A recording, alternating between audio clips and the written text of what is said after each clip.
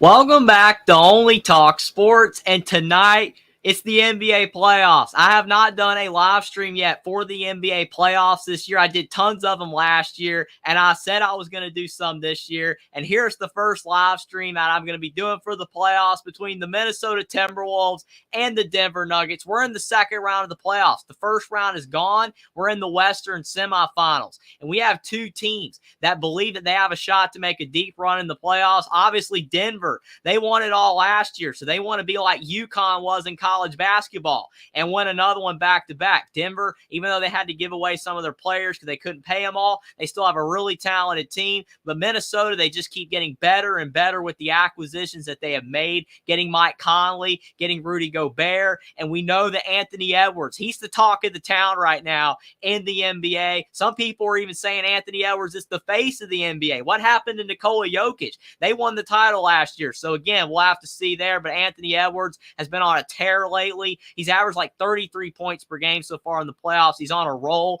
and we'll have to see if they can win another game in this series because Minnesota already leads the series 1-0.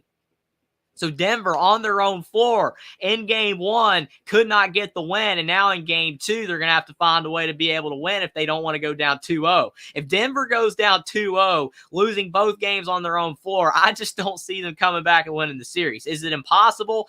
No, they could come back, but it would be very difficult. So they need to get this win. They have to get this win if they want to stay in contention in this series. But we saw earlier tonight as Minnesota leads Denver 11-8 right now at the first TV timeout.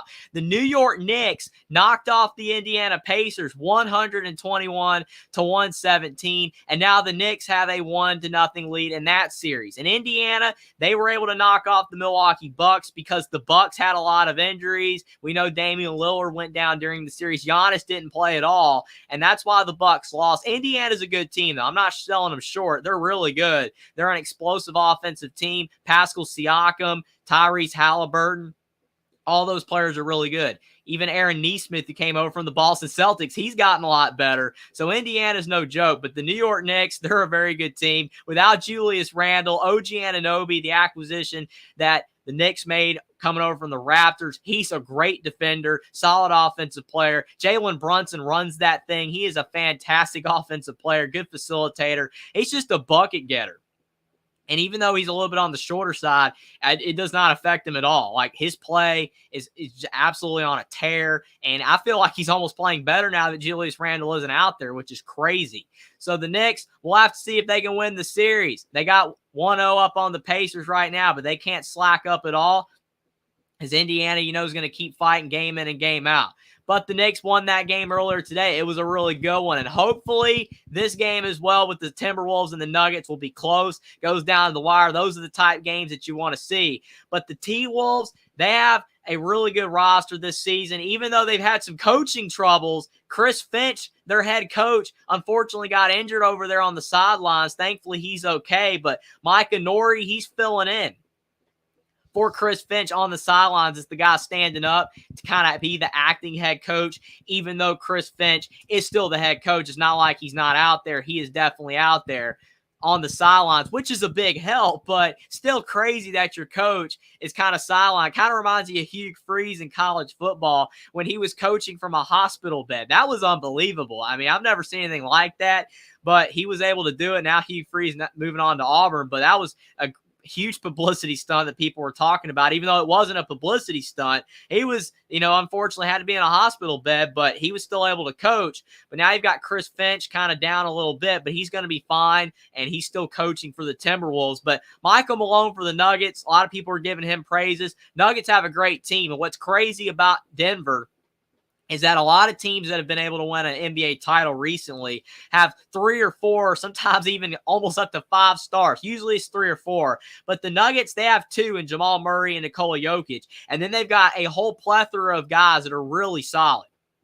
When you look at Aaron Gordon, and you also have Michael Porter Jr., Kentavious Caldwell-Pope. They no longer have Jeff Green anymore, Bruce Brown. Those were tough losses, especially Bruce Brown. But the Nuggets were able to keep enough there, and now they have Reggie Jackson on their bench, Justin Holiday, some of those type of players. So I don't really think the Nuggets are losing all that much. And it's just I think it makes more guys like Aaron Gordon and Michael Porter Jr., they have to play better if they want to win. But obviously, Jokic, he runs that thing. He's getting triple-doubles all the time, basically taking the triple-double crown away from Russell Westbrook when he used to do it a lot back in the day.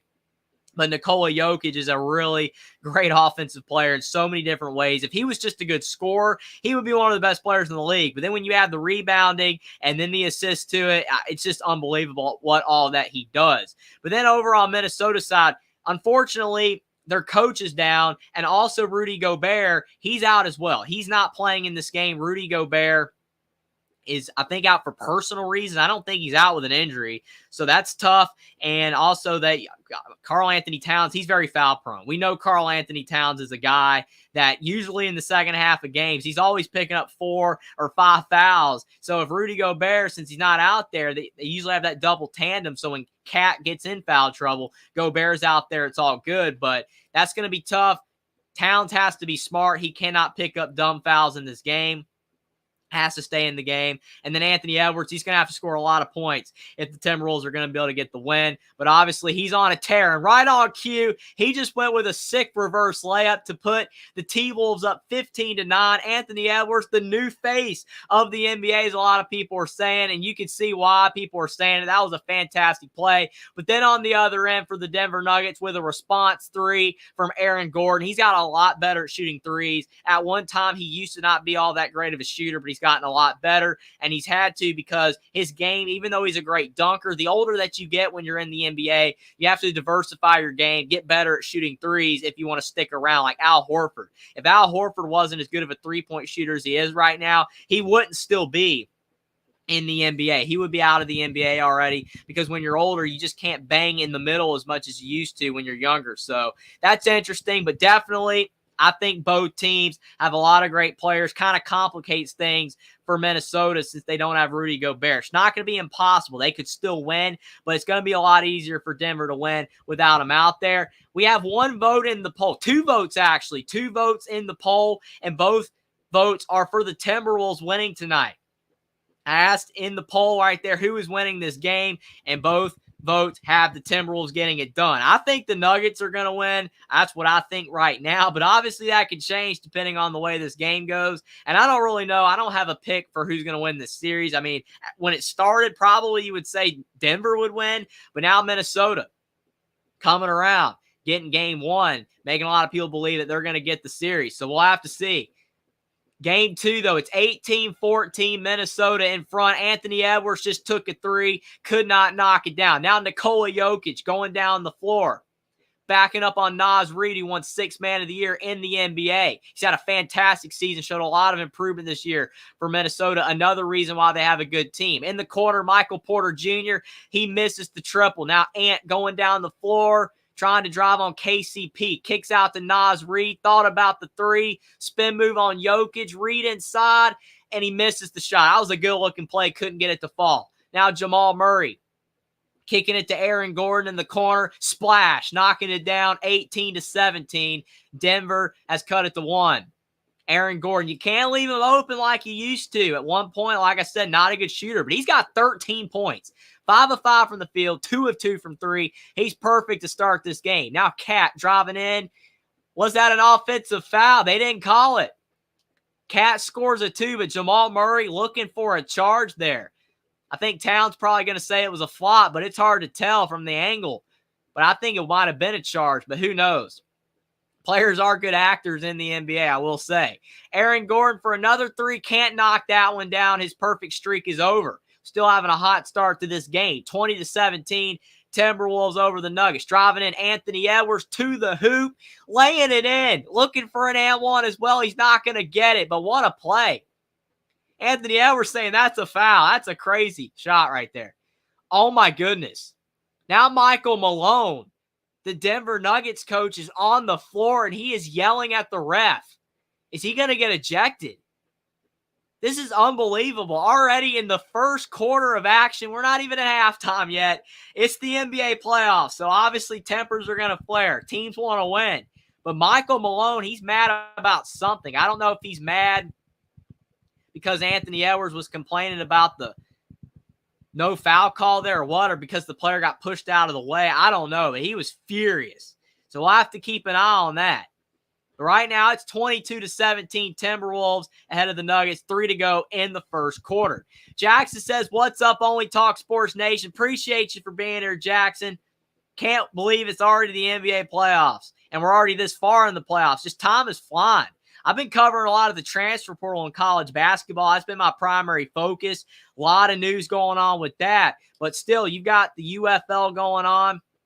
A lot of people watching that. And then you got the NBA playoffs now. Before you know it, I mean, it's going to be dead in the summer, and there's not a lot going on other than baseball. And then you'll have like the basketball tournament in the middle of the summer. But we got to enjoy basketball while we have it. Official basketball with the NBA for, I think, around another month. It usually ends in early June, early to mid-June. So we got around a month left of basketball, and it's only going to get more intense. It's already getting very intense with Michael Malone losing it on the sideline. It's only going to get crazier as we advance in these playoffs. A lot of teams believe that they will have a shot to win this year. Jackson says, if you love top-notch takes on college football, NFL, college basketball, and NBA, check out Only Talk Sports on these links at Twitter and Rumble.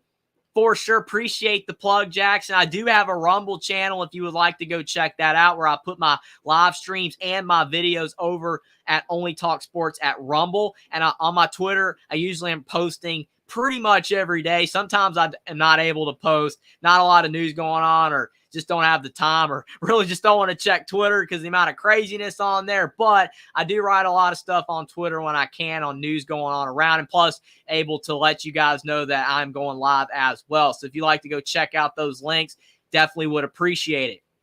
And give me a follow. Jackson says, I hope Anthony Edwards can get an NBA title. Well, he's so young. He's got a lot of time left to do it. Now, when you look at guys like Rudy Gobert and also Karl Anthony Towns, they're older. Rudy Gobert is older than Towns, but that's something to monitor. Mike Conley, he's definitely on up in age as well. So his teammates, they're going to age out way before he does, because he's like 21, 22 years old. He is very young. But I do think that Anthony Edwards, even if he can't do it now, eventually he's going to be able to possibly have a great shot to win a title if he can get on another team that's really good, or stay on this team and they just build around him in the future if he can't win it now. Maybe they can.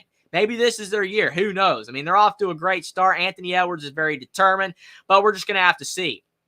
It's just kind of one of those things where when you look at the fact that all these teams are really good right now, like the Thunder, they're on the up and up with all of their youth. And then when you look at the fact that the Boston Celtics, they got to win one eventually, you would think. Jason Tatum, Jaylen Brown, all those great players. I mean, that team, they should win a title. They legitimately, realistically should get one, but they haven't been able to do it. Now people are saying Jason Tatum doesn't show up in the playoffs and he's not the player he used to be. So it's crazy with all that going on. But I definitely think that the Celtics are a good enough team legitimately that they should be able to win one eventually. But I don't know. It's just, like I said, with everything else, only time is going to tell in the future whether they can get it done this year or in the next season or beyond. But there's just so many great teams. I mean, the Lakers and the Warriors, I mean, the older teams with LeBron and then Stephon Curry, they didn't do anything in the playoffs. So it's like, are they done? Have they phased out? So definitely a lot of teams are really good, and Minnesota's right in the thick of it. A fantastic team trying to knock off the defending champs in the Denver Nuggets. Anthony Edwards, very determined to do so, and he's playing better basketball than he ever has by far. I still can't believe, though, Michael Malone on the sideline. They're showing it again. I mean, I can't believe there's no way he didn't get ejected here. I mean, he was all in the face of the referees, but he's not getting ejected. But, man, he might get mad again later in the game if something doesn't go his way. Usually once you're mad, it's very hard to cool off. It's just kind of the way it goes, human nature. Aaron Gordon for a mid-range jumper, can't get it to fall. Now the rebound to Anthony Edwards going up the floor. 2:55 to go in the first. Over to Naz Reid, kicking inside to Kyle Anderson. He hasn't gotten a lot of minutes in the playoffs so far, but with Rudy Gobert out, he might be playing a little bit more in this game. Kyle Anderson thought about the mid-range jumper, has to go up with it with 2 seconds, and that's a terrible shot by Kyle Anderson. I don't even know why you would take that. Yes, there's 3 seconds left on the shot clock, but he had nowhere to go with it. You got to find somebody else to get the ball to. Going down the floor, Nickeil Alexander-Walker, half-brother of Shea Gilgeous-Alexander. He played at Virginia Tech in college. What a layup that was, 24-17. 2:20 to go in the first. Denver trying to respond. Down by 7. Looks like KCP got knocked around a little bit. He was on the ground. And Nikola Jokic, shot clock violation. So Denver looks a little out of sorts right now. Michael Malone not liking what he's seeing. Like I said, he's already mad, so that just doesn't help. 1:30 to go in the first. In the corner for 3, knocking it down for the Denver Nuggets. They've cut it to 4, 24-20. And Jokic, very good pass to Holiday. That's what Jokic can do. Get his teammates involved. Now Kyle Anderson trying to shoot a 3. It's off the mark. He's got a really weird-looking shot. Very unconventional, but he can't get it to go. 1:10 to go in the first. Jokic kicks to Porter Jr. Over to Reggie Jackson, the veteran, inside the lane. His shot's off the mark. Kyle Anderson with the board. Up the floor. And a layup for the Timberwolves. Monte Morris. Monte Morris getting some more time as well. We're seeing more bench players for the Timberwolves with Gobert out. And they're contributing so far. What a pass by Jokic again, but a turnover. Good defense by the Timberwolves. 45 seconds left. Monte Morris for 3. Off the mark. Kyle Anderson with the tip. What a play by Kyle Anderson. He was trailing on that play. He didn't slam it home, but he just gently laid it in. What a play right there. 28-20. Reggie Jackson, top of the key. He's got Ant on him. Now over to Jokic. Jokic trying to drive on Naz Reid in the lane. Looks like he might have caught Naz Reid in the face, and an offensive foul on Nikola Jokic. Looks like Naz Reid sold that one. Yeah, he got him in the head, though. He did. I thought at first it might have been a sell job, but it does look like Nikola Jokic got him across the nose. Like I said, guys in the NBA are such great actors. It's tough to tell if it's legitimately a foul or not. But yes, Jokic caught him across the face. It was not intentional, though. But Jokic with 3 turnovers. Kind of unlike him. I think he got him in the face. I really did. They're showing it again from a different angle, and then it looks like it wasn't a foul, but I think it was. It's just so tough to tell. 25 seconds left in the first quarter. 8-point lead for the road team. The Timberwolves already up 1-0 in the series, and now they're up in the first quarter of this game as well. Be unreal if the Timberwolves could go up 2-0 in this series and win both the road games. I mean, that would make you think legitimately that the Timberwolves would win this series if they could go up 2-0.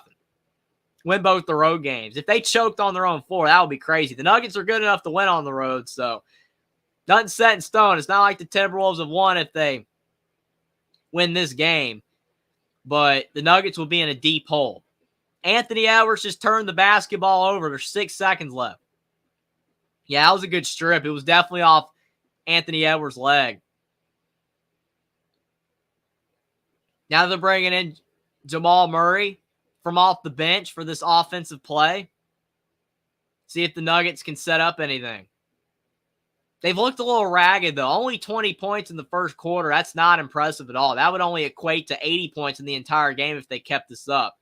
And Murray misses a 3. So that's the end of the first quarter. An unceremonious end for Denver. Down by 8. Home crowd looks a little nervous. They just got to get out of this funk, man. Jokic has some turnovers early, offensive foul. Jamal Murray, we know he's a second-half player. Everybody knows that. Jamal Murray does a lot better in the second half than he does in the first half, but sometimes when you have slow starts and the other guys aren't really getting involved, that can really put you behind, and then you're having to come play from behind, and that's not always an easy thing, especially when you're playing a good team. The Timberwolves are a good team. I mean, when you look at the fact that Anthony Edwards is basically, the way he's playing right now, a top 5 to 10 player in the NBA. Some would even say top 3 as of now, the way he's playing right now. He is on a tear. And then they got a lot of role players. They don't have as many role players that are really good like Denver does, but they have a team that is fairly deep. A lot of teams can only go 6, 7 deep come playoff time.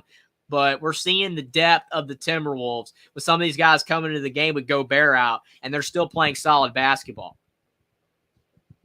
Jackson says 1 more month and I can lay out Sunday reading the preseason magazine for the upcoming college football season. Yeah, I know. I mean, you get to the point like when the NBA ends, and yes, there's not a lot going on in the summer. You got Major League Baseball if you like Major League Baseball, but not too much going on. But then, college football is right around the corner.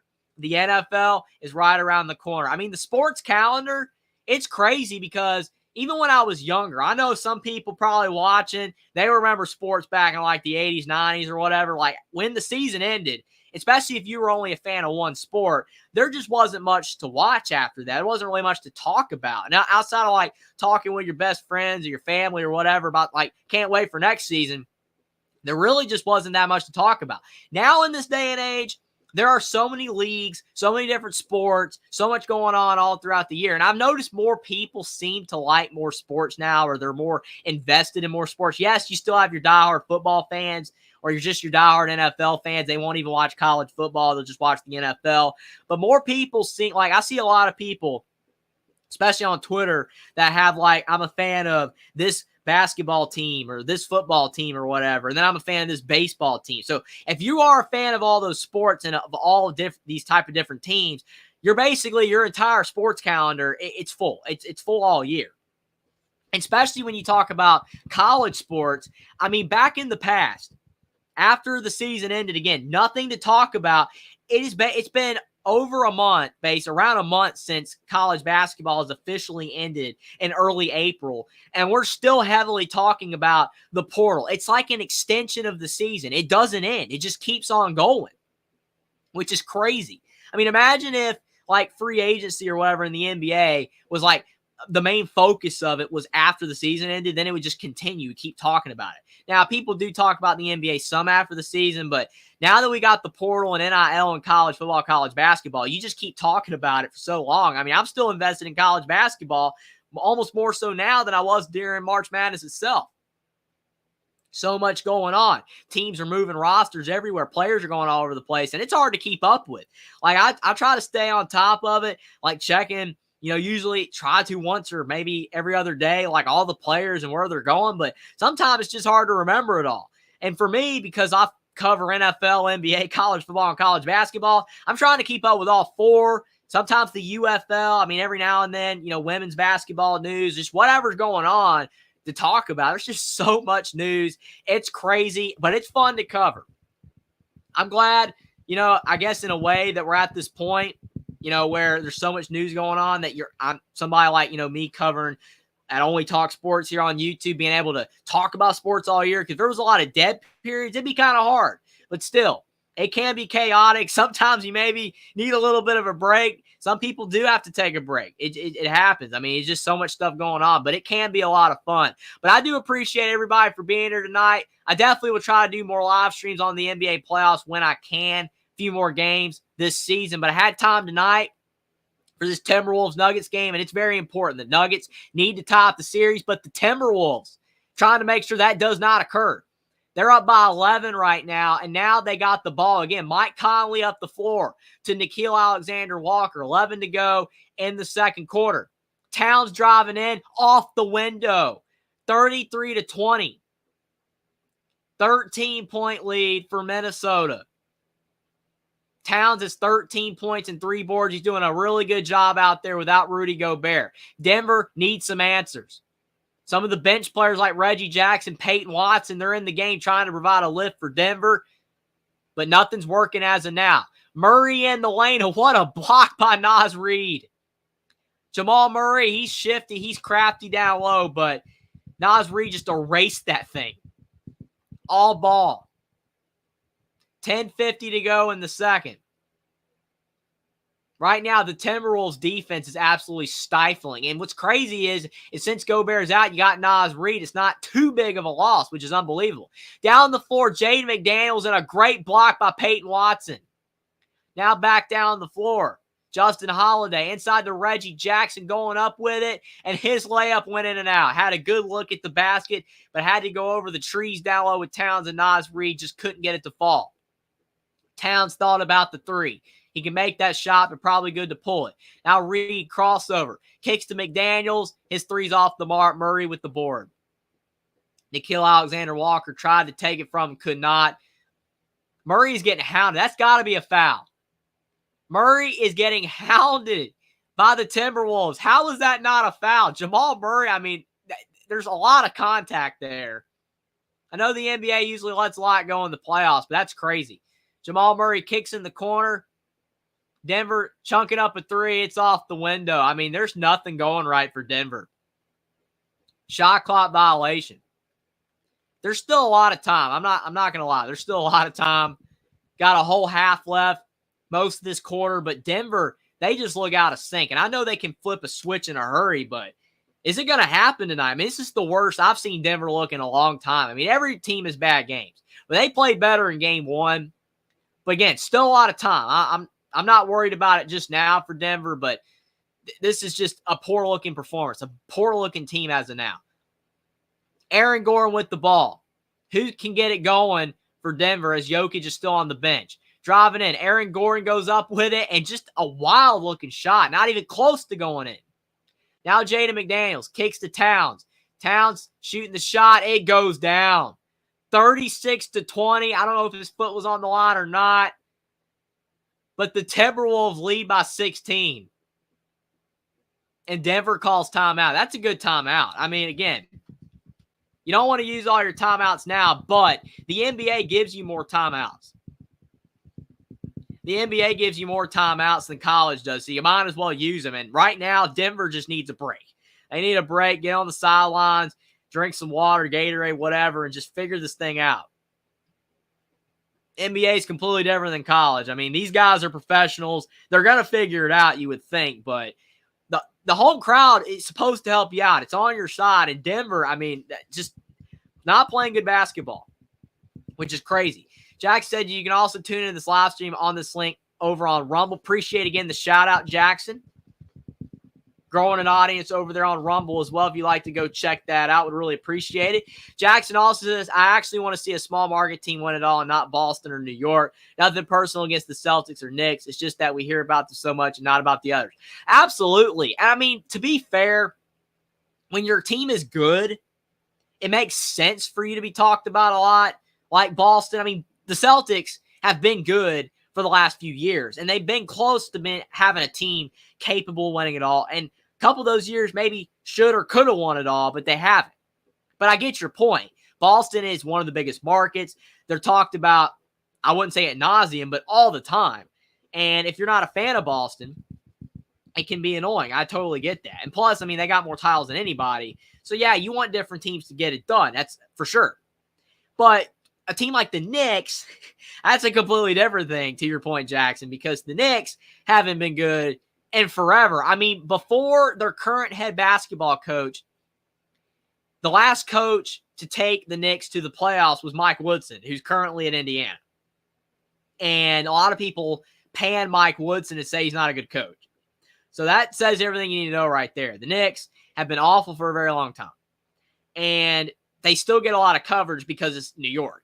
And I understand that. I mean, there's probably 5 times as many New York Knicks fans as there are Minnesota Timberwolves fans. I get that. Or maybe the Sacramento Kings. So that's why the Knicks get all the coverage. But when the Knicks have been so bad, it's like, why are they being talked about a lot? We know why with the Lakers. It's a big market in LA. Now they got LeBron. That's why they've been talked about a lot. And the Warriors with Curry and Clay, when they had Kevin Durant a few years ago. It makes sense, but you do wish that the coverage was more equal. Yeah, I totally agree. I mean, teams like the Thunder, I mean, a lot of people, if you haven't been paying attention to the NBA, you probably start tuning in to watch the playoffs because there's not a lot else going on. Some people just like watching the playoffs because it's more interesting. The games matter more than in the regular season.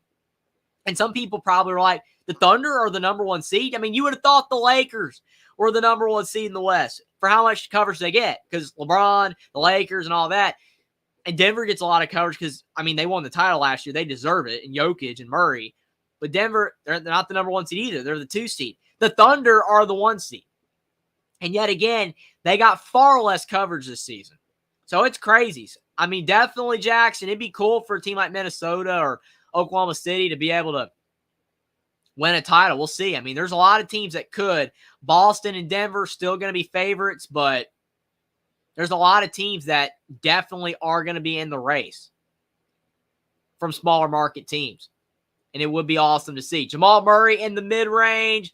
His shot is just off the rim. Nothing is going down for Denver. Jokic gets blocked from behind. Now Murray getting stripped. Peyton Watson ends up with it back to Jamal Murray. But I'm telling you, Denver, it's like the ball is full of butter all over it. He's looking for a foul. They're not calling any fouls on Minnesota. They're very handsy. Nickeil Alexander-Walker kicking to Jaden McDaniels in the corner. He thought about the three, kicks to Nickeil Alexander-Walker, and he knocks down the triple. Minnesota is up by 19 over Denver. At Denver. The Nuggets fans, a lot of them, they have their hands on, like their chins, on their heads. They're concerned. Very, very concerned. A hush is over the crowd. Jamal Murray, though, he gets some claps for a nice layup in the lane. They needed that one. 39-22. Down by 17. 8 to go in the second quarter. Still tons of time. But can Denver start chipping away at this thing? Mike Conley over to Naz Reid. That's not going to get it done. You cannot leave Naz Reid open at the top of the key. He's actually a threat from outside. He has improved tremendously this season. He's got a confident stroke from outside. You got to guard him. Jokic with a screen for Jamal Murray. Driving into the lane. Over to Watson. Nowhere to go with it. Almost a turnover, but Michael Porter Jr. at the top of the key saves it from an over and back. Now driving in, Porter Jr. with a layup. That's a nice play. 42-24. Mike Conley down the floor. That was one of the only defensive breakdowns Minnesota has had in a while, really in this whole game. But guys in the NBA are so talented, they're eventually going to find a way to break your defense. Mike Conley misses a layup.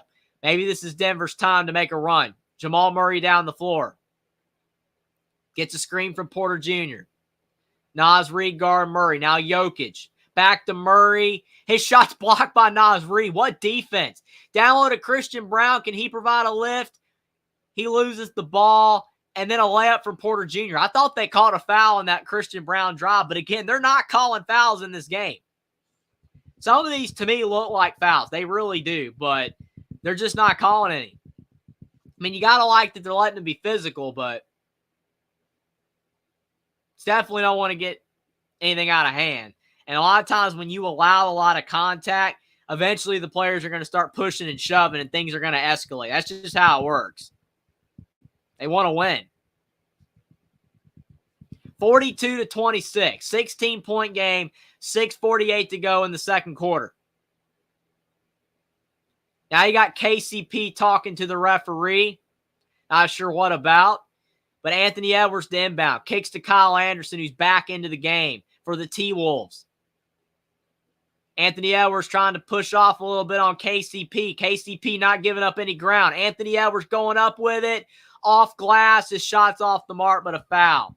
And that really frustrates Kentavious Caldwell-Pope because of the fact of the amount of contact that the referees have allowed to get away in this game. And that was not much of a foul. I mean, he did get him a little bit on the arm, and it was on the shot. But there's been a lot more contact in this game they've let go. Jamal Murray's like, well, how is that a foul? I mean, his face says it all. He's not agreeing. Anthony Edwards, he went 1 for 2 at the line. 43-26. 17-point lead for the visiting team. 6:30 to go in the second quarter. Denver's still in a funk. Only 6 points in this quarter in 6 minutes. Jokic down low. He lays it in. Finally, we're seeing some offense in the last couple minutes for Denver. They're still having to work for everything, but a little bit more free-flowing. Mike Conley with the basketball, the veteran, kicking it to Towns. Towns driving in, going up strong, and another foul on Denver. And the Nuggets fans, they're increasingly getting mad. That's not going to be good either. It's not going to be good at all if the Nuggets fans go irate. Because when you got a home team and they get upset and they start going off and going crazy, I mean, the refs, I mean, a lot of them don't care. I mean, the fans, they don't need to do anything. They don't need to be throwing stuff on the floor. But we've seen this in the past. When fans get mad, sometimes they do really bad things. And that doesn't need to happen at all.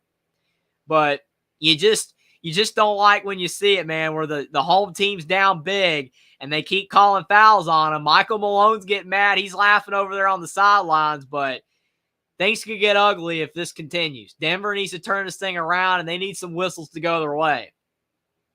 Towns knocks down both free throws. So it's 45-28, 17-point lead for Minnesota. Timberwolves being very physical and aggressive, and they're getting a lot of the calls right now. Jokic down the floor. Towns is 18, Jokic is 6. So he's outplaying the Joker in this game so far. But you know Jokic is eventually going to get his points. But he might need a lot in this game for Denver to win. Jokic almost looked like another turnover for Nikola Jokic, but they called a foul this time on Minnesota. Maybe they actually heard me. Maybe the referees heard me on that one. Yeah, Jay McDaniels doesn't like the call. But again, that's basically most NBA players. They don't like any call, even if it is clearly a foul. But some of these, I will say, the players have a bit of the benefit of the doubt. But a lot of times they do argue when there's literally no reason to be arguing. It's definitely the right call. You got Jamal Murray clapping at the top of the key because they just called another foul on the Minnesota Timberwolves. I think that one might have been on Towns. I'm not 100% sure, though. Yep. That's a bad foul on Towns because he did.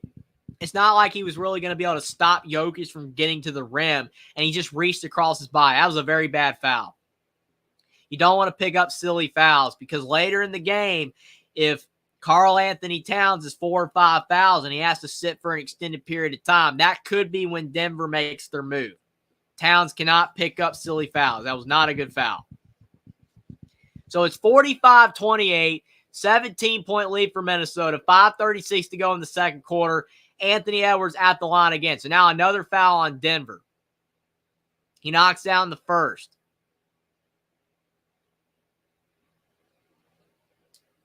And Anthony Edwards knocks down the second free throw as well. Crazy thing is Edwards hasn't even really had a masterclass of a first half so far. He's played pretty well, but Towns is getting a lot of buckets. Naz Reid's knocked down a few good shots. So Minnesota's got that balanced scoring that's very key to winning games. It's good to have that star player, good to have a guy scoring a lot of points, but you want to have a lot of guys contributing. And that's usually Denver, but not right now. Outside of Aaron Gordon being hot early in the game, Jokic and Murray, very quiet, uncharacteristically quiet so far. Almost a turnover, safe from going out of bounds, but it's 47-28. Down 19 for Denver. They need a bucket. Jokic going inside, driving on Towns, and a good pass to Aaron Gordon. That was good defense from Towns. He was not going to let Jokic go up with that shot, so he ended up flipping it to Aaron Gordon, getting the bucket. Aaron Gordon, one of the better dunkers in the league.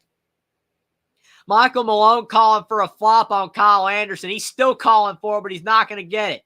Edwards passes to Towns. Towns driving into the lane, driving on Michael Porter Jr., goes up with it, regains, misses the shot. Jokic loses it, kicks to Kyle Anderson, back to Towns for the layup. That sequence right there, everything went right for Minnesota. It looked like Jokic was going to end up with the rebound, and then it looked like Towns kind of poked it away, and it looked like a pass right to Kyle Anderson. That was an insane play. Timberwolves lost the ball twice, and then it just ends up in Kyle Anderson's hands, kicks to Towns.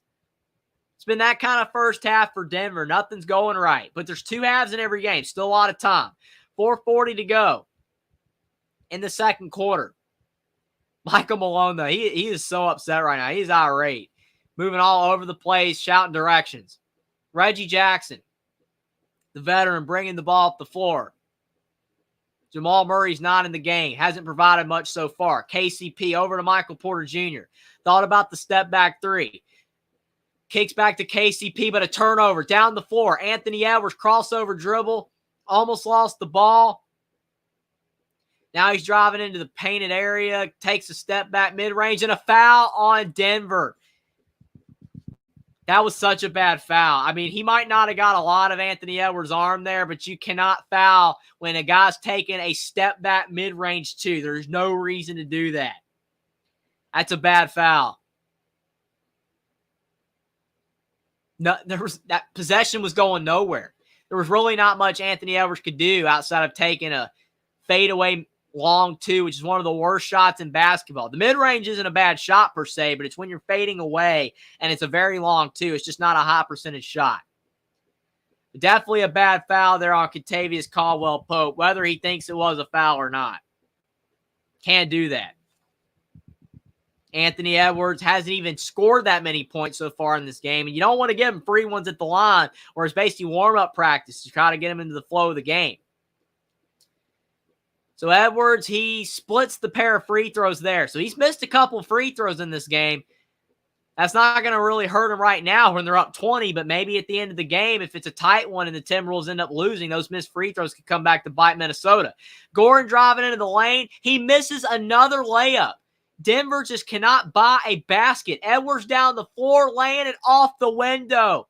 52-30, Timberwolves up by 22. Reggie Jackson going full speed ahead, kicks to Gordon. Gordon driving into the lane to Reggie Jackson. Off the mark again. Denver just looks sped up. There's still so much time, but the way that they're shooting these balls, it's like they're down 10 with a minute and a half to go. They need to take their time a little bit. Get high-quality shots. They're just chunking up stuff and missing. And Edwards, now he's starting to cook. Anthony Edwards is starting to cook. 54-30. Timberwolves with their largest lead of the game up by 24, and another timeout by the Denver Nuggets. Unbelievable. What a drive by Edwards. The last two drives have been very impressive. I mean, I keep saying it. I've said it once, and I'll keep saying it until it definitely there's no chance they can come back. But Denver, still a lot of time. The NBA, it's not college basketball. These teams can get hot in a hurry. Denver can go on a 15-0 run at the beginning of the second half and just cut right into this lead. But if Denver's down by this much at the half, if they're down by 20 to 25 points at the half, and then Minnesota starts the second half going on like a 10-0 run and Denver's suddenly down by 30, that might be about it. I mean, Denver cannot allow Minnesota to be up by this much at the half. What Michael Malone has to tell his team is that Denver just needs to chip away at this thing. Maybe cut it to around 15. If they can get it to around 15 to 17 at the half, then if they can go on like a quick 7-0, 8-0 run, start the second, they can get it to around 9 to 10. And then for the rest of the game, just chip away at it until you eventually can find a way to take the lead. But if they're down by this much at the half, it's just going to be very difficult because then they're going to have to start the second half very well. Or if not, Minnesota can end up going by an insurmountable lead. And they already look sped up. They already look like they're kind of panicking, though they're down by so much and they got to get it all back. I mean, the longer this goes on and they're down by 25, 30 points in the middle of the third quarter, beginning of the fourth quarter, you're just out of time. You're just going to be taking such bad shots. Minnesota has Denver right where they want them at that point. So Denver needs to start figuring it out right now. Get this game to start turning a corner, get things back a little bit in their favor. Because right now, they're definitely not in their favor. And it's so surprising. I mean, when I was like, man, I'm going to do this live stream tonight for Denver and Minnesota, I was expecting a great game. Both teams playing very well, going down to the wire like we just saw with Indiana and New York. I mean, maybe I should have done that game, but I'm just kidding. But, I mean, seriously, though, Denver's playing really poorly, and it's shocking. I mean, they won it all last year. All these guys are used to, the limelight. They're used to this. But sometimes it's just you just have a bad game. It's just this is the game Denver cannot have a bad game. They're already down 1-0. They're already at the very minimum, going to have to steal one at Minnesota to get this series win if they're going to get this series win, if they're going to move on to the next round. But if you lose this game too, then you're going to be down 2-0, and you're making it almost impossible for you to come back and win the series. Not impossible, but it would be very difficult, and I don't think a lot of people will be expecting it. So they have to make their move very, very soon in these next 3 minutes. Jackson says, especially with everybody leaving Kentucky for Arkansas. Absolutely. The transfer portal has been wild enough as it is, but especially with the John Calipari stuff, him leaving for Arkansas, Kentucky's having to rebuild their entire team. Arkansas is having to rebuild their entire team. Michigan is having to do the same. Now Dusty May's there. So many teams. basically having to rebuild their entire roster. That's what's making the transfer portal so fun to cover. You got to look at it every day and keep up with everything. And if you like the transfer portal and you like college basketball, I have videos on most of the major transfer portal editions if you'd like to go check those videos out. If your favorite player or your favorite team got a player, I probably have a video on it. I've done a lot of videos on that. But back to the NBA, though, where the Nuggets are surprisingly down by 24. 3 to go in the second quarter.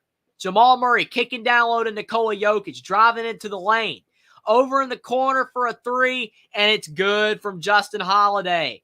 The Nuggets, good offense, good passing, and they finally got a three to fall in this quarter. 21-point game. Nickeil Alexander-Walker over to Kyle Anderson. 2:40 to go in the second quarter. Anthony Edwards kicks to Anderson. Back to Edwards, and Anthony Edwards for the slam dunk. He's looking for an and one as well. Says he got slapped on the arm on the dunk, but it does not matter. What a play by Edwards. He has come unleashed in the last couple minutes. Jamal Murray with a step back. It's off the mark. Gordon can't save it, and it's off of his foot. 2:25 to go in the second quarter. The Nuggets, just every time they make a play, every time something goes right, then 2 or 3 things go wrong. Jay McDaniels to Naz Reid. And this is all with Rudy Gobert out of the game for Minnesota. Finally a mistake, though, from the Timberwolves. Turnover. Jokic down the floor trying to kick it to Aaron Gordon, and another turnover for Nikola Jokic in the Nuggets. He has been very uncharacteristically turnover prone in this game. He's got 7 assists, but 4 turnovers as well. That's not all that good for the Joker. Just looks a bit sped up. I mean, they're down a lot, but they can still come back. Just got to play smart. Anthony Edwards. Over to Naz Reid in the corner. His three is off the mark. Kyle Anderson tips it out, but Denver finally ends up with the ball. Jamal Murray driving in. 1:40 to go in the second quarter. And he's fouled by Jay McDaniels. That's a smart play by Murray. Jay McDaniels was kind of riding his hip a little bit. I mean, you're going to get that foul call every time if you just sell the contact. Very smart play by Murray. And now they're showing the sideline for the Timberwolves right now. Chris Finch inspiring his team despite the injury that he's undergoing.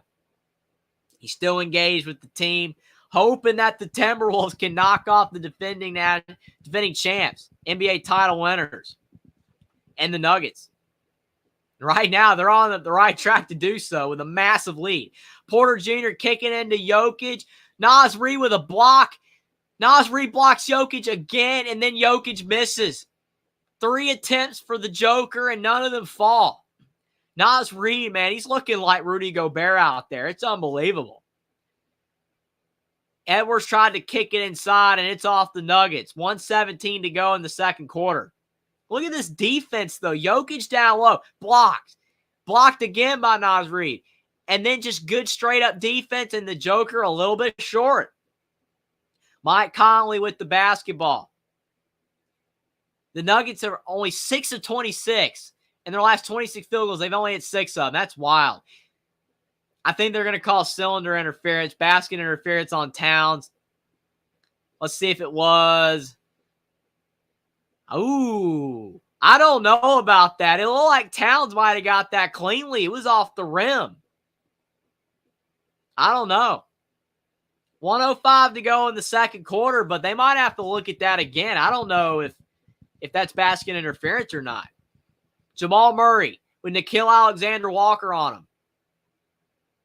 Murray crossed over, tried to kick to Jokic, and a bad pass. Anthony Edwards down the floor.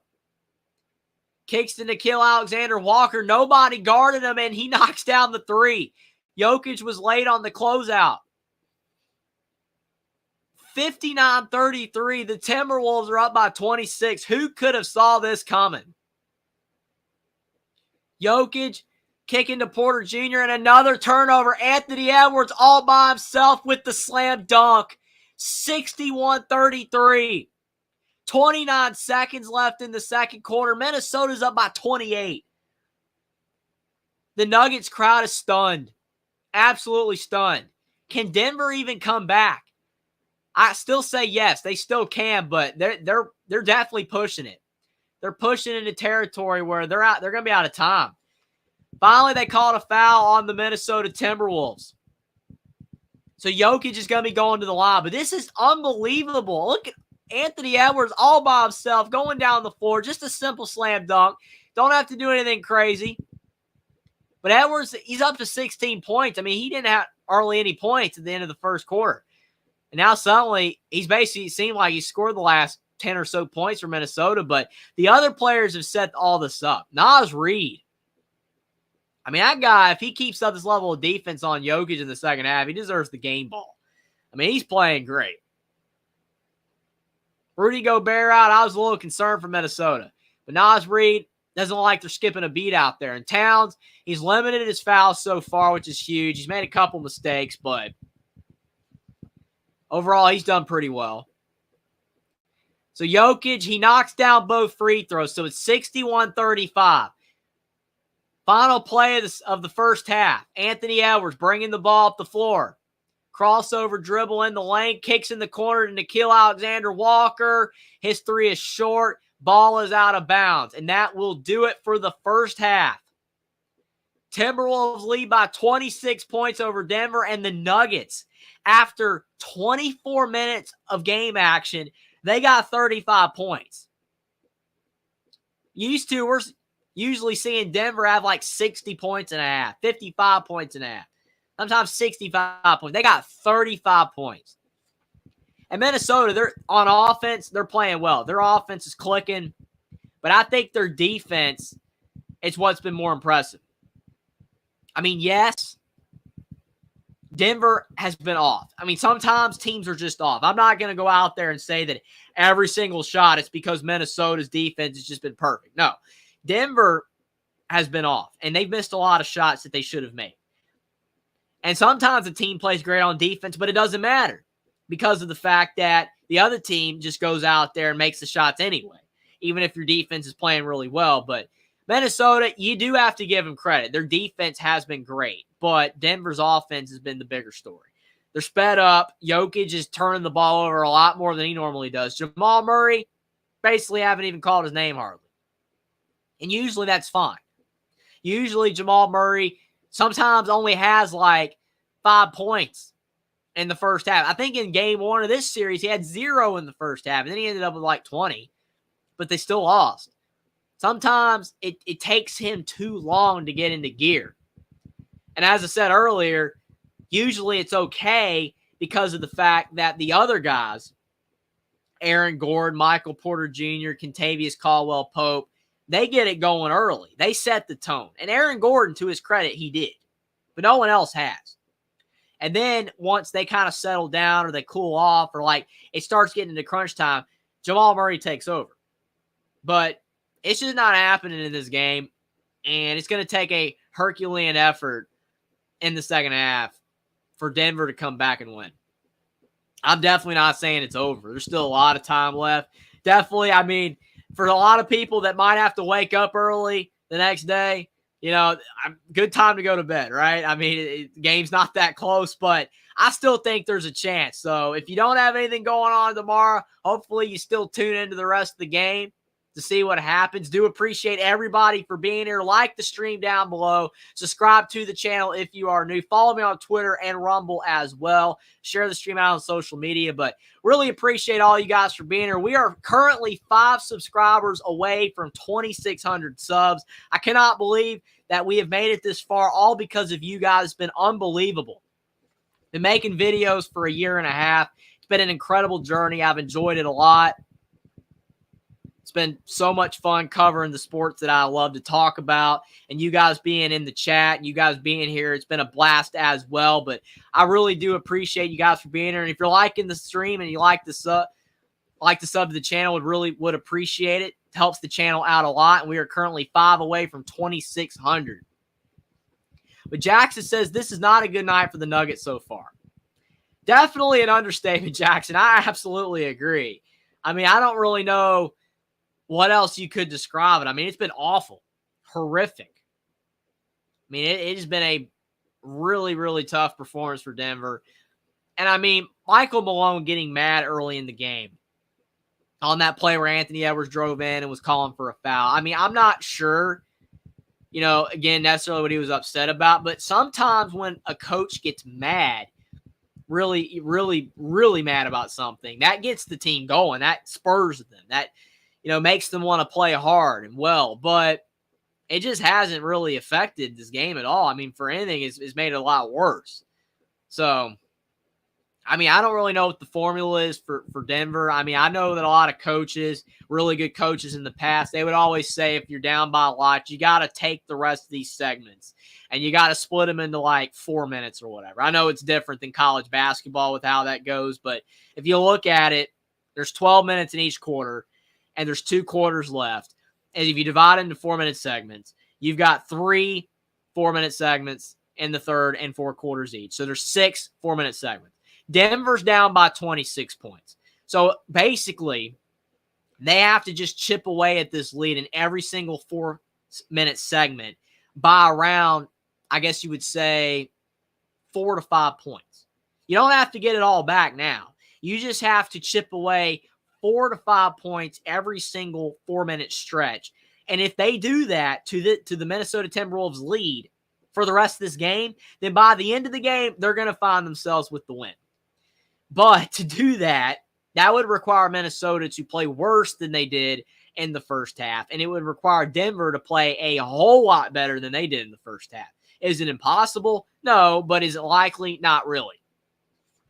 And the thing is if Denver loses, if they do lose, which is becoming more likely with the way that they're playing, if they do drop this game, then their chances of winning the series, I mean, I don't know what percentage, like if there's actually going to be like a metric for it or whatever, like of the amount of teams that have gone down 2-0 and they've lost both the home games and then they've come back and win the series. I don't know how many teams have done that. I'm sure that they have. I know, not a lot of teams have come back from 3 down. I know that LeBron James did it once with the Cavs, but I just know that Denver's chances of winning this series, if they drop this game, they have to be below like 5%.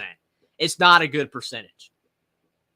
And it's just crazy. I mean, I don't think anybody necessarily before this series began would have said that Denver would have been down 2-0 in this series if they lose tonight. I don't think anybody would have said that. I mean, if somebody would have said it to me, I wouldn't have said that they were crazy because I know Minnesota's good. I mean, they're a good team.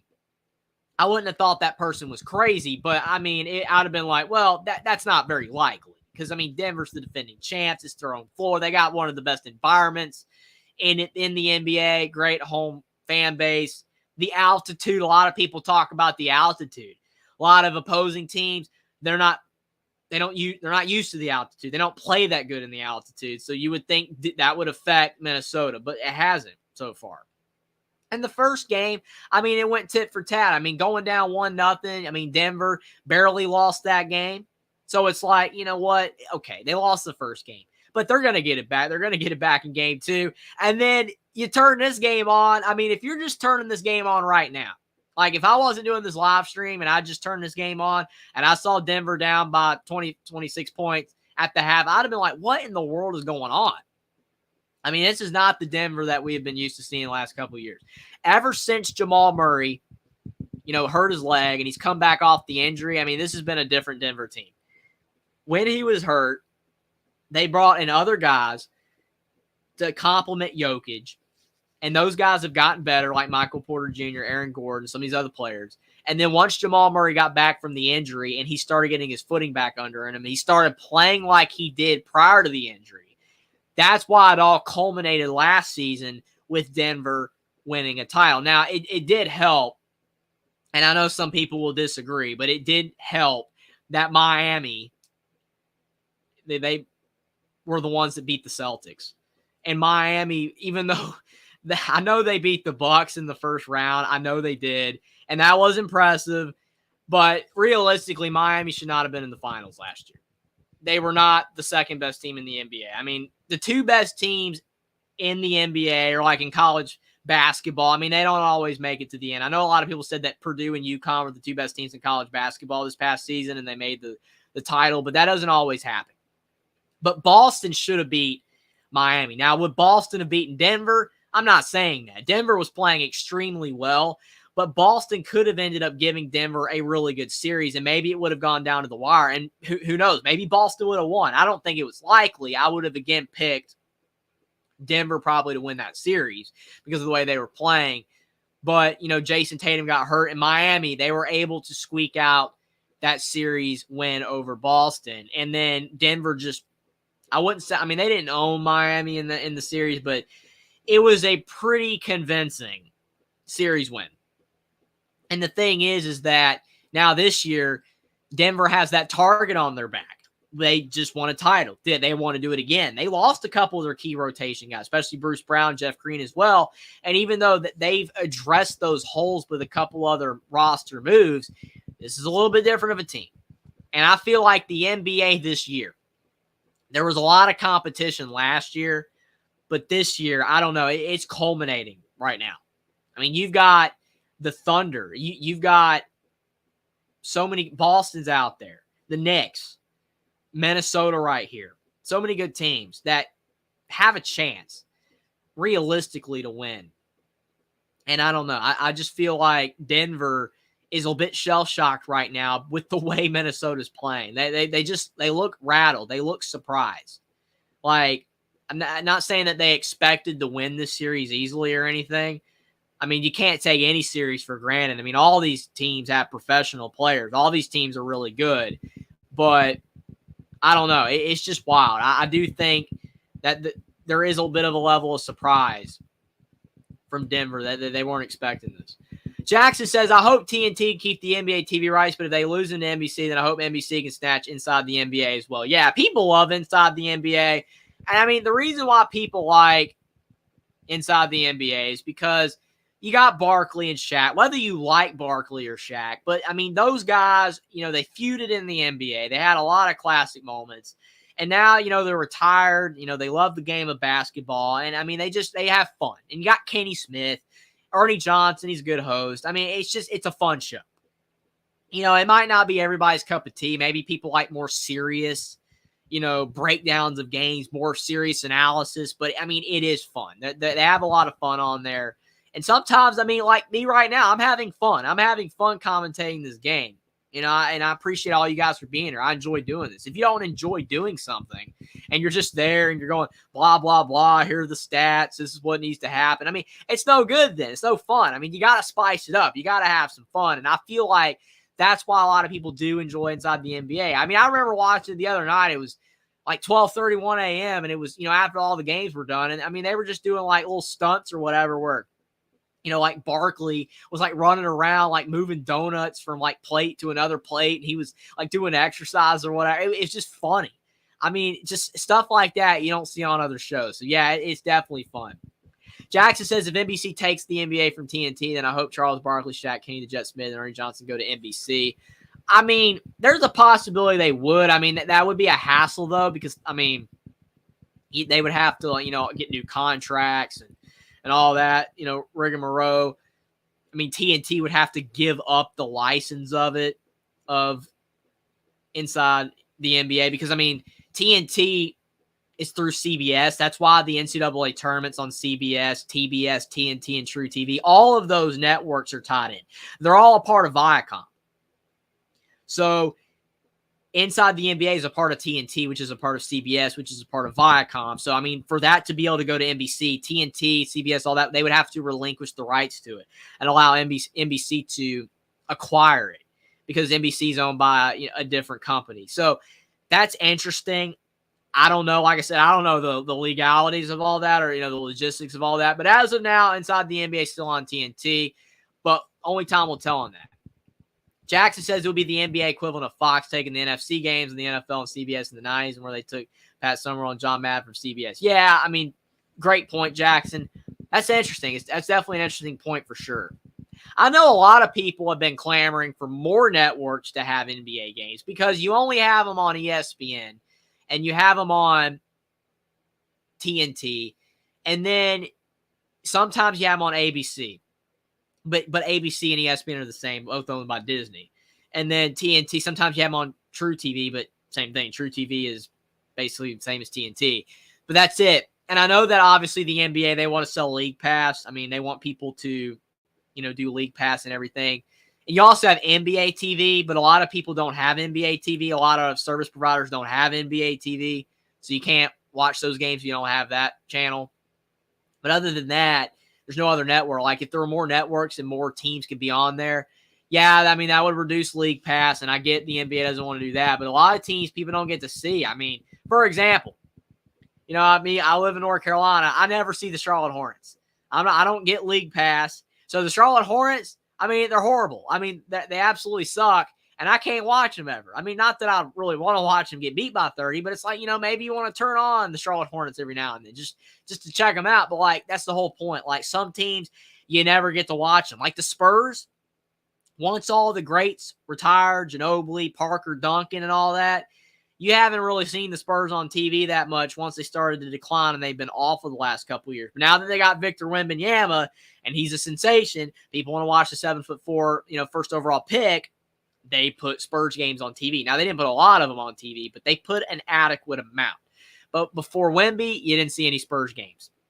When the Thunder were bad, before they got Chet Holmgren and Shai Gilgeous-Alexander, after Russell Westbrook was gone and Kevin Durant, you didn't see the Thunder on TV. It's just the way it goes. A lot of teams don't get enough coverage. Jackson says, I know Ernie Johnson says he's happy with TNT, TBS, True TV, but if NBC can snatch the MLB TV rights from ESPN after 2025, where there is an opt-out clause, then we could see Ernie Johnson leave WBD, which is Warner Brothers Discovery. Yeah, again, I mean, like I said, there's a lot of legalities to that, but only time will tell depending on what they do with, the property, I guess. Inside the NBA is a property, and with all those guys. So Jackson says Charles Barkley has an opt-out on his contract after 2024-2025, so where if TNT loses the NBA TV rights, that he can go anywhere he wants to discuss on the Dan Patrick Show on Friday.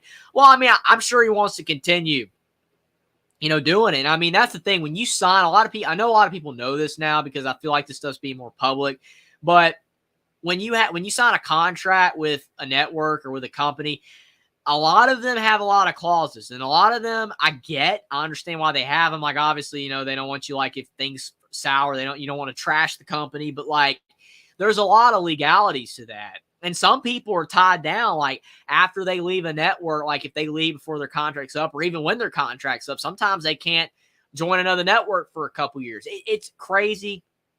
That's why you want to always sign contracts, if possible, that are friendly to you as well as the company. You don't really want to, I guess, get screwed or whatever by certain things. But that's good for Barkley that he can go wherever he wants, because I know he wants to continue doing NBA coverage because he enjoys it. And it makes it a lot easier if they do move networks to continue to do it. But now we're back to the second half. Action in the NBA. It's just starting off the legalities.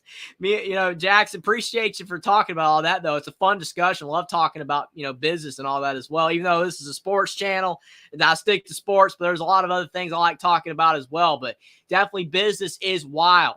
But Porter Jr., he misses a three for the Nuggets, so they can't cut into that lead. But Mike Conley going down the floor with the basketball. Timberwolves, it will be an epic collapse if they lose this game. And that's a massive way to start the second half. Jaden McDaniels, he doesn't want to lose this game or give up a big lead because he's extending the lead with a massive slam dunk. 63-35 Timberwolves. What a play. And Jokic, they call a foul either on Towns or Kyle Anderson. Not sure which one, but I think it might have been Towns. It's not a great foul by Towns. Towns does not need to rack up fouls. I mean, Naz Reid's done a great job, but definitely Towns cannot pick up more fouls. Got to be smart. Jokic with the ball, kicks to Jamal Murray. Gets a screen from Jokic. Murray in the mid-range, knocks it down. Very similar to the shot that he hit to beat the Lakers. Very good shot by Murray. 63-37. Like I said, Murray's a second-half player. He only has 4 points, but we know he's going to heat up in the second half. He's just going to have to heat up a lot if Denver's going to come back. But now they called a foul on Jamal Murray on Jaden McDaniels' drive to the basket. He's going to be going to the line for a couple free throws. That was a good shot by Jamal Murray. I mean, if only he could have been able to do some of that in the first half for Denver. I mean, then they wouldn't be down as much. But like I said, every player's different. And Jamal Murray, I mean, he kicks into another gear after they go back to the showers. during halftime. Get refreshed. You take into account what happened in the first half, take a breather, and then Murray, he comes out with a vengeance. That's just the way he is. But he's going to have to do a lot to dig Denver out of this hole. Jay McDaniels, he splits the pair of free throws, so it's 64-37. 27-point lead for the T-Wolves. Murray in the lane, almost loses the ball, and he does. Anthony Edwards down the floor to Mike Conley. Conley goes up, kicks to Edwards. Good defense by KCP, preventing an easy layup there. And now a turnover by the Timberwolves. It looked like it was going to be an easy, fast break bucket for the T-Wolves, but KCP making the right reads, preventing an easy layup. Maybe that's the start of a run here for Denver. KCP down low. Kyle Anderson with a block from behind. Fantastic defensive play. Minnesota's been doing great on defense all game. Gordon for 2, off the mark. A little strong.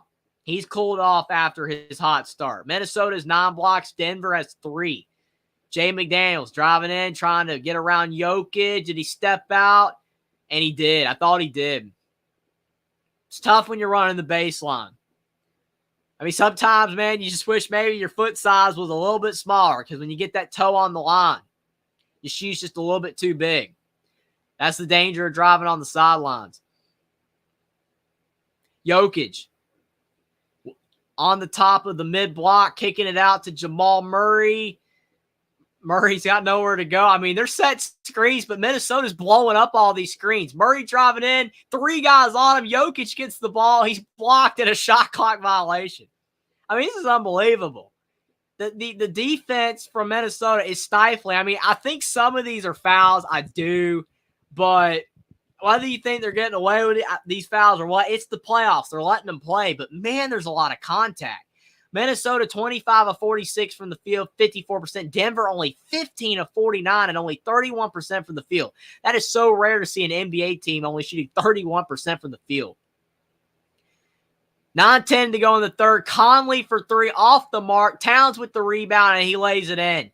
So now Minnesota's up by 29. They just keep growing their lead, and this is what I was afraid of for Denver.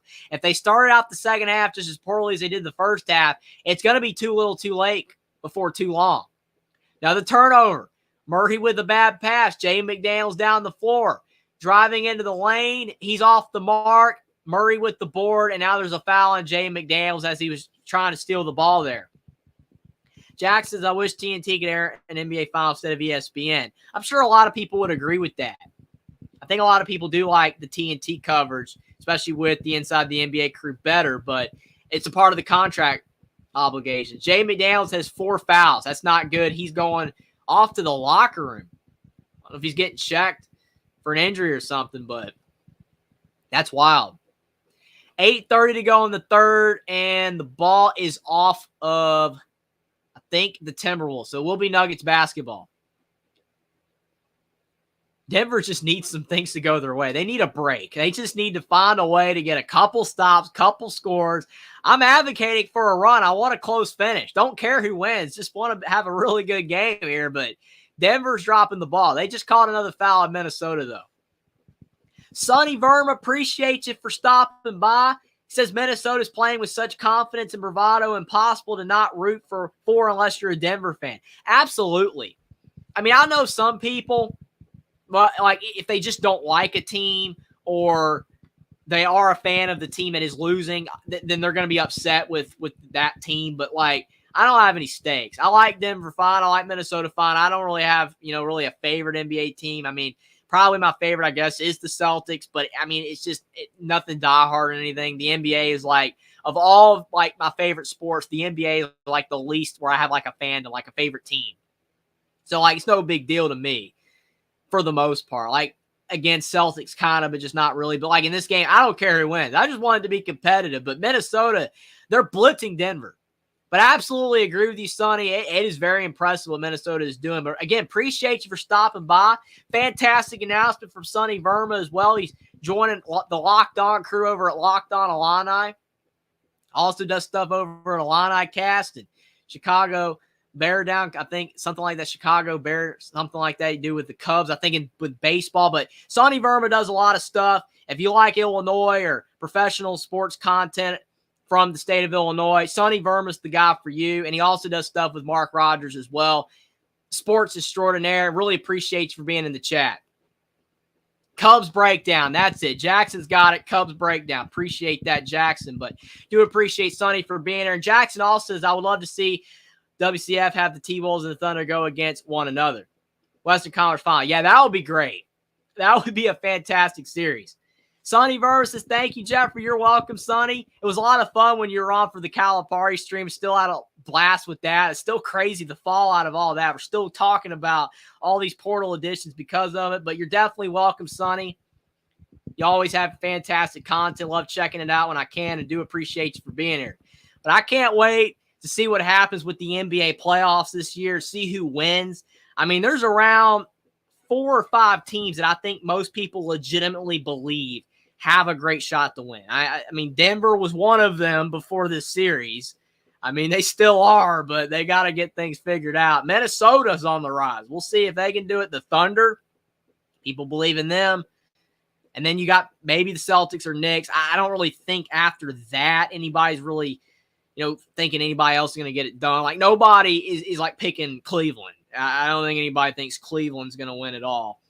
Great, series by Donovan Mitchell. He's playing excellent basketball, but I don't really think that Cleveland's a contender, especially with how well some of these teams are playing. I mean, the Knicks, that's one where, I mean, without Randall, I know some people are debating. It's like, are the Knicks better without Julius Randle? I mean, I don't know for sure, but it is a very interesting question because they have looked really, really good with him not out there. I mean, I think part of it's just because of the fact Brunson's been playing so well. That's played a big role, but it's not just Brunson. I mean, OG Anunoby, I almost feel like his role on the team, it works better now that Randall's not out there. I don't know. So that's wild to me. Just Dante DiVincenzo. I mean, that's another player that's doing really well for the Knicks. They're playing hard. They're playing well. Indiana, I mean, their team's going to be a team to be reckoned with in the coming years, just like the Orlando Magic. I think the Indiana Pacers and the Orlando Magic are on an upward trajectory, kind of like the Thunder, have been recently. I mean, the Thunder only made the play-in game last year, and now this year they're a 1 seed. I'm not saying that Indiana or Orlando is going to end up following suit like that, but it's wild. Definitely wild for sure. But Denver, one of the teams that a lot of people thought had a shot to win it all this year. I mean, again, after winning it last year, I mean, they're not on the right track. I mean, they go down 2-0 in the series. They're going to have to win 2 games on the road in Minnesota. And I think it's possible. I mean, they got enough good players that I think they could do it. But they're in a massive funk right now. And I'm telling you, the Denver Nuggets crowd is blown away. Jackson says Sonny does a tremendous job on Horn Central at Texas football, the voice of college football, and the Big Ten show with Justin Adams. Sonny is amazing, top-notch knowledge of the sports world. I mean, absolutely. 100% agree with you, Jackson. And on so much, different sports and type of content as well. I mean, college football, college basketball, and then like Major League Baseball, all these different teams. I mean, Sonny does an excellent job. I mean, it's wild. I mean, I do the best I can over here at Only Talk Sports to keep up with college football, college basketball, NFL, and NBA. It's not easy. I mean, because like right now, obviously the focus is NBA and college basketball. Like I'm covering the portal. I got all that portal coverage for you if you're wanting to keep up with that. I mean, I've basically had like a new video dropping basically every day. I try to have a video every day. And then you talk about the NBA playoffs. I haven't really had time to do really any live streams or predictions, but doing one right now, even though the game's kind of a dud, doing the NBA playoffs. And then, again, when NFL college football come back around, I'll be focusing on that. But definitely just trying to keep up with everything. It can be tough, but it's a lot of fun.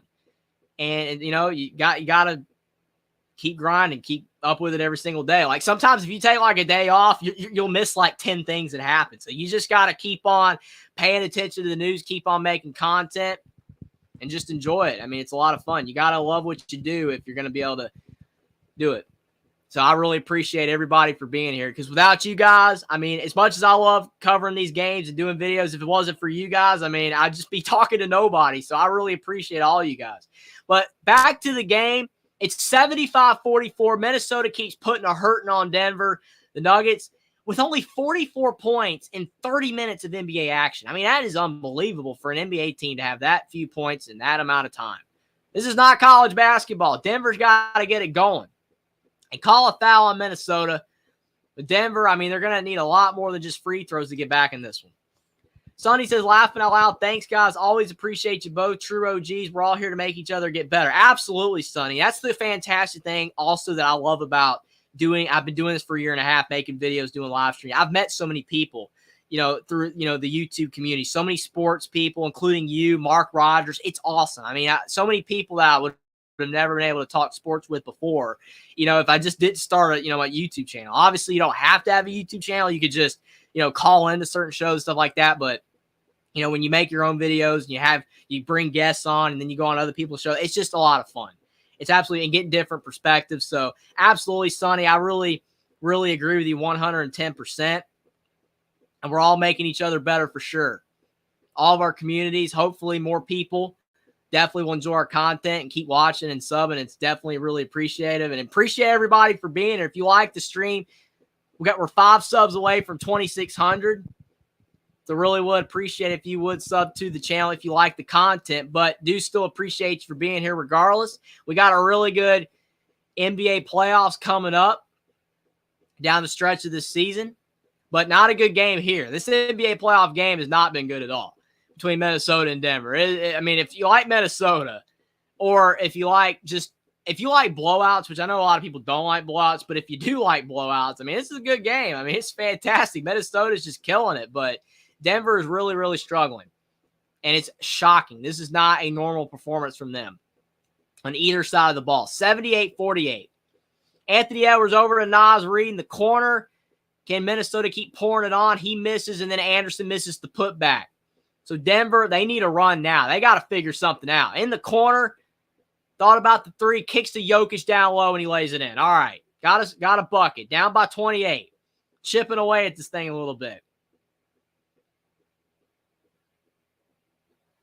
5:03 to go in the third. I think there is a timeout on the floor.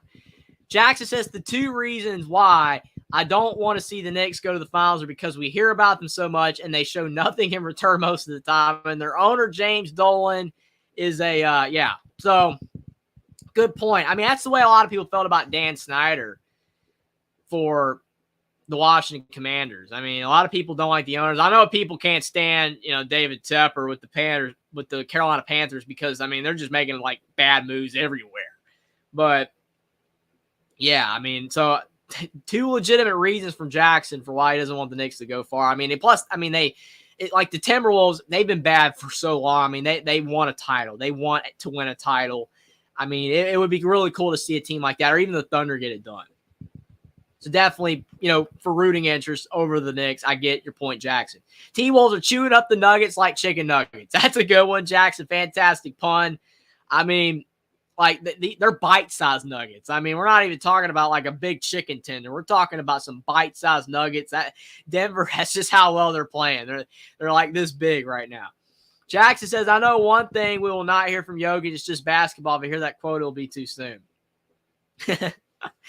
Jackson bringing it right now. He is really, really bringing it against the Nuggets. Shadow Super, appreciate you for stopping by. He says Jokic is now a joke. Well, he is the Joker, but it's not really all fun and games right now if you're a Nuggets fan. I mean, this is ugly basketball, and obviously you can't blame it all on the Joker. But the problem is that the best player is going to get most of the blame.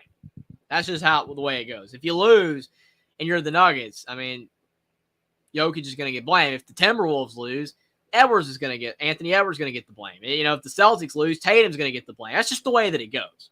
The best player is always going to get the blame. I think it's a team problem. I mean, Jokic, he's not playing that good in this game. I mean, which is really shocking because without Gobert, I mean, you would have thought he would have been fine. But Naz Reid's defended him well. Towns is pretty much defended him well outside of a couple stupid fouls. But that's the problem, though. I mean, Jokic isn't having a great game, and neither is anybody else. I mean, Aaron Gordon had a good, first 5 minutes of the game, but then after those first 5 minutes, I mean, he hasn't really done anything. So, it's been a team problem. Michael Porter Jr. has been quiet. Kentavious Caldwell-Pope. I mean, the normal guys that show up, they're just not getting it done, including Jokic. But do appreciate you for being a shadow.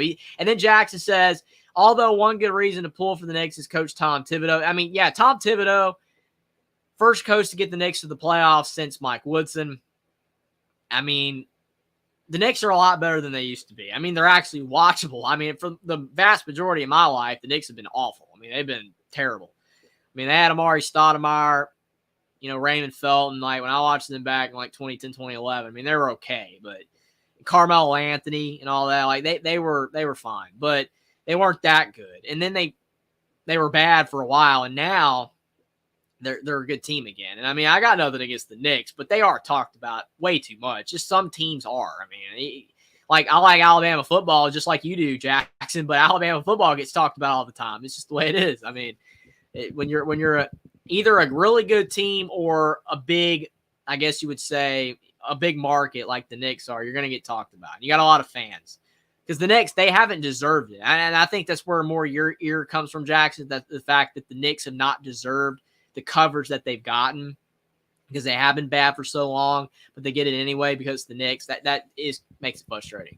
Sonny Verma says, I grew up a Bulls fan during the Jordan years. The Knicks are the one team in sports I can never root for. That's hilarious with that, Sonny. I mean, Michael Jordan, I'm glad, obviously, that I'm not that old, but, man, I wish, man, sometimes you just could have seen Michael Jordan, play live. But, again, you got YouTube. I mean, that's what I always tell a lot of people when they're like, man, I wish I was alive then to see it. You got YouTube. You're able to see all the clips. You're able to see all the highlights. It's not the same as seeing it live. I get it. But still, people that were able to see Michael Jordan with the Bulls, I mean, that was a phenomenon. I mean, whether you loved or hated the Bulls, I mean, it was no denying they were the face of the NBA. And then when he joined baseball and then came back with the Wizards, it wasn't the same.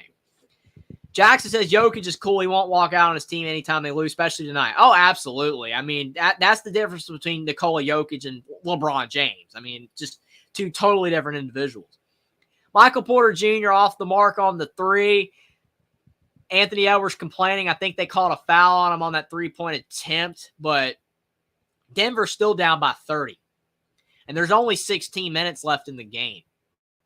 So, I mean, going back to that 4-minute increment time frame, I mean, they're going to have to, make up around probably around 7 to 8 points per time frame here. I mean, because they have 4 4-minute segments left, and they're down by 30. Now down by 29. Yeah, they're going to have to make up around 6 to 7 points per segment. They're running out of time. It's just they don't have a lot of time left. I mean, they're still such a great team when they're on, but I don't know. Shadow Super says, no excuses. Jokic is at fault. I mean, I agree. He's not playing well. I'm totally with you, but his teammates have done him no favors. But you are right. He's not playing well. But if Jokic had 30, he's got 15 right now. But if he had 30, they'd still be down by 15, which is insane. I mean, so even if he was having an excellent game, they'd still be down big. That's where I'm his teammates got to step up. Jamal Murray's got to get it going. Michael Porter Jr.'s got to get it going. These guys got to figure it out. Naz Reid missing the three in the corner. Denver down by 28. I mean, this is last chance. I've called for it all game, but Denver's going to make a run. It's right now. And Jamal Murray laying it in, 80 to 54. 26-point game. They need some stops. Top of the key, Monte Morris with the basketball. Now to Cat. He's got a big height advantage on Justin Holiday. Towns getting hounded, and then a steal. Jamal Murray going down the floor. Driving into the lane. Has nowhere to go. Kicks it outside to KCP. Good defense from Monte Morris. Now Caldwell-Pope driving in, off glass, off the mark. Towns with the board. 3:10 to go in the third. It was a good opportunity from Denver, but they couldn't take advantage of it. Now a missed three on the other end. Minnesota kind of being sped up a little bit, taking shots early in the shot clock. Don't have to do that. Bleed some clock. Take good shots. And they just caught a foul on the T-Wolves. This is the part of the game, though. This is the last stretch where the game still, I guess you would say, is in play. And Minnesota cannot be lax. They have played excellent basketball in this game. They played tough, hard-nosed defense. Their offense has been clicking, but you can tell in the last round, minute and a half, they've laxed a bit. And it's not that they're not playing hard, but they're starting to take bad shots. Couple breakdowns on D. They've had a couple of dumb fouls. They can't start doing that. They're the road team. I mean, if Denver can cut this to around 14, 15 points in the next 4 minutes or so, the crowd's going to get back into it. You don't want that to happen. Justin Holiday, he splits the free throws, which if you're Denver, you can't be missing any free throws right now. That's not good at all. Timberwolves with 25 bench points. A lot of those Nas Reed. Nuggets only have 7 bench points. That's been a big issue. Anthony Edwards driving in and a foul on Denver. That's not a good foul. I mean, Anthony Edwards was out of control on that play. He's not going to hit that. Jackson says, I don't think Jokic will blame anyone but himself. He isn't that kind of guy from what I've seen of him. I mean, for sure. I mean, the thing is that it's tough when you score like Donovan Mitchell the other night. In Game 6 when they were playing Orlando, Donovan Mitchell had like 50 and they lost. And obviously, it's a bad look to be like, my teammates let me down. You can't throw your teammates under the bus. That's just malpractice. It's never do that. But in that situation, as a person watching the game, I felt bad for Donovan Mitchell because I'm like, what else can he do? He scored 50. Darius Garland had like 20. And other than that, everybody else played horrible. And Cleveland lost. And people were like, Paolo Banchero played excellent. Now, Paolo Banchero played better in Game 7, but Orlando did not win the game. Paolo Banchero did not play as well in Game 6. Had a good game, but Orlando won because Cleveland was not getting any help around Donovan Mitchell. But in that situation, though, again, felt bad for Donovan Mitchell. And me watching the game, I'm like, yeah, his teammates let him down.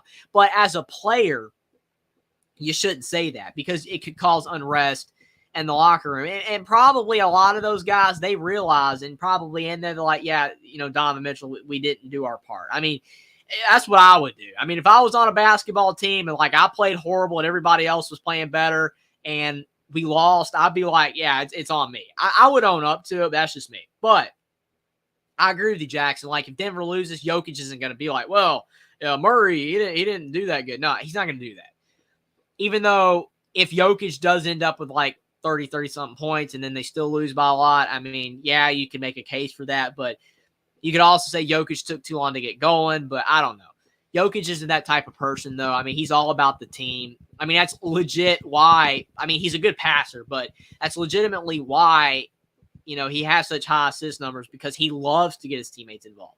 Yes, normally his teammates do a good job and they actually cash in on those opportunities, but he is a really good passer. But it's not just the fact that you are a good passer. You have to love passing the ball. You have to love getting others involved, and he has that in his DNA. He as a basketball player, he loves to get his teammates involved, and I think he's even been on the record. Could be wrong, but I'm pretty sure I've heard him say before that he's happier when his teammates score than when he does.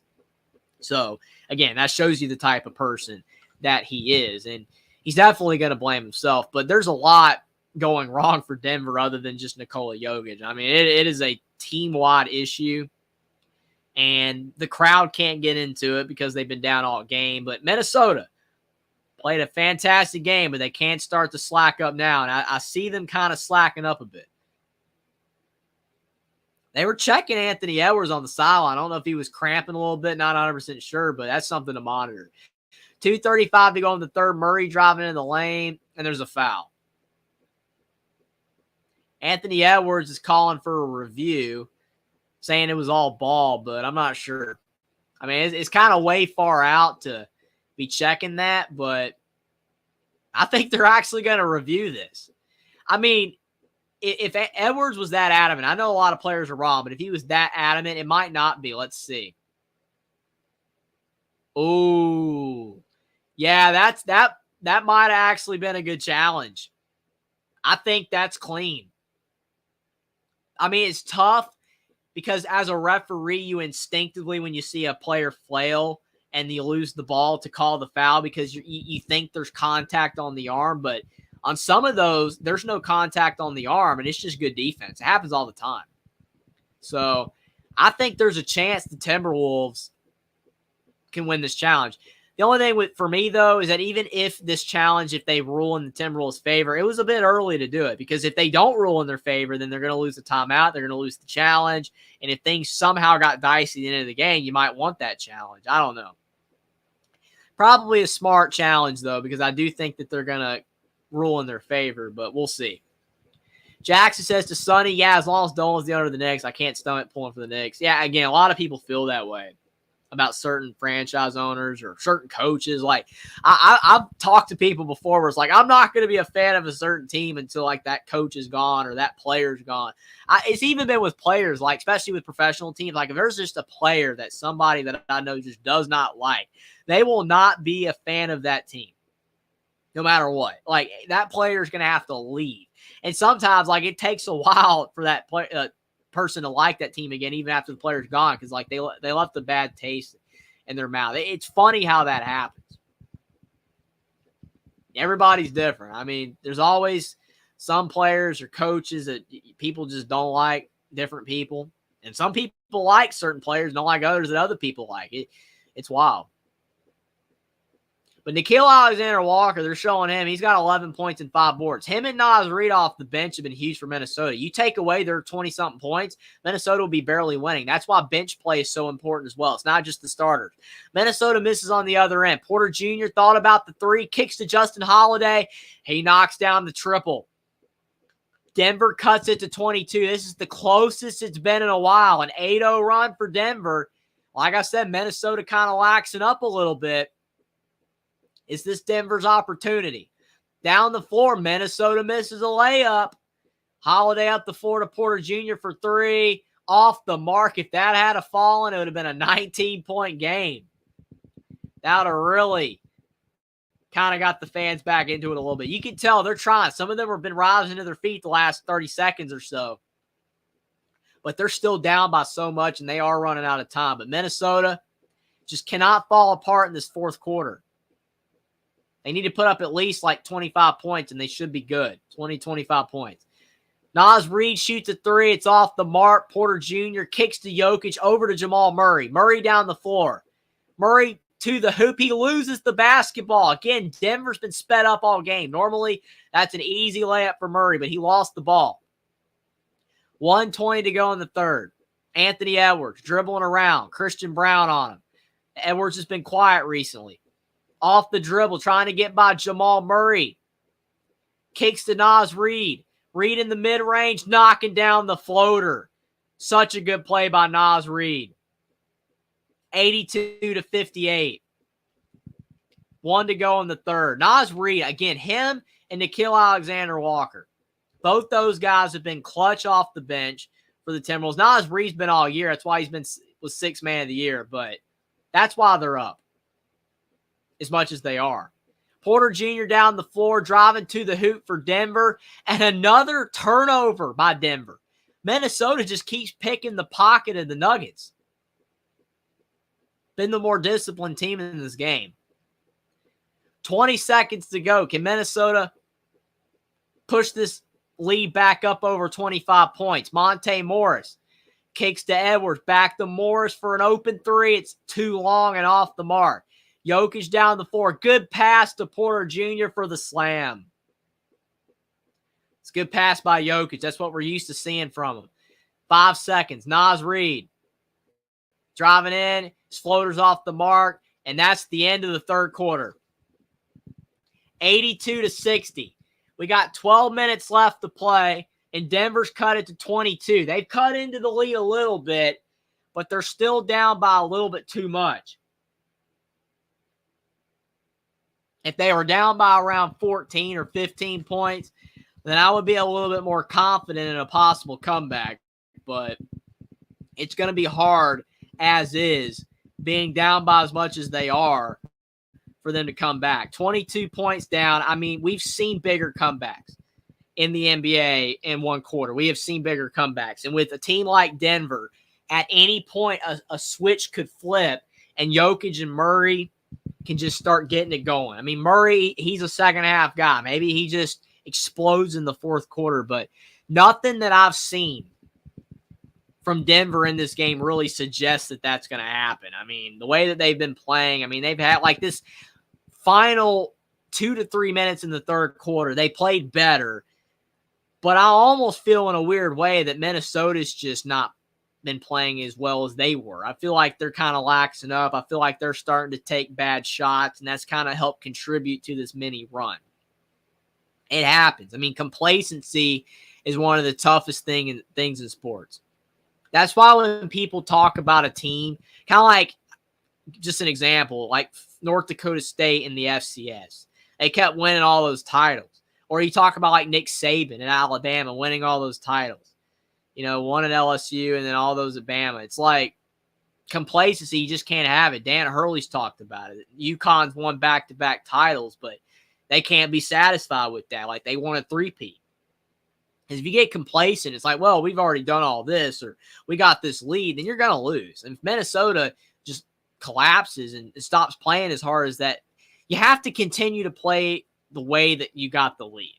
How you played to get the lead, how you built that lead, that's how you're going to keep building a lead. You never want to start trying to maintain a lead, because then you're going to lose that way. You can't be complacent. You got to continue to play hard until the final buzzer. That's how you win. In Minnesota, for the most part in this game, they've played hard all game, but you can see a little bit of that complacency in the last couple minutes. And I don't know if you could say it's because Denver was playing harder.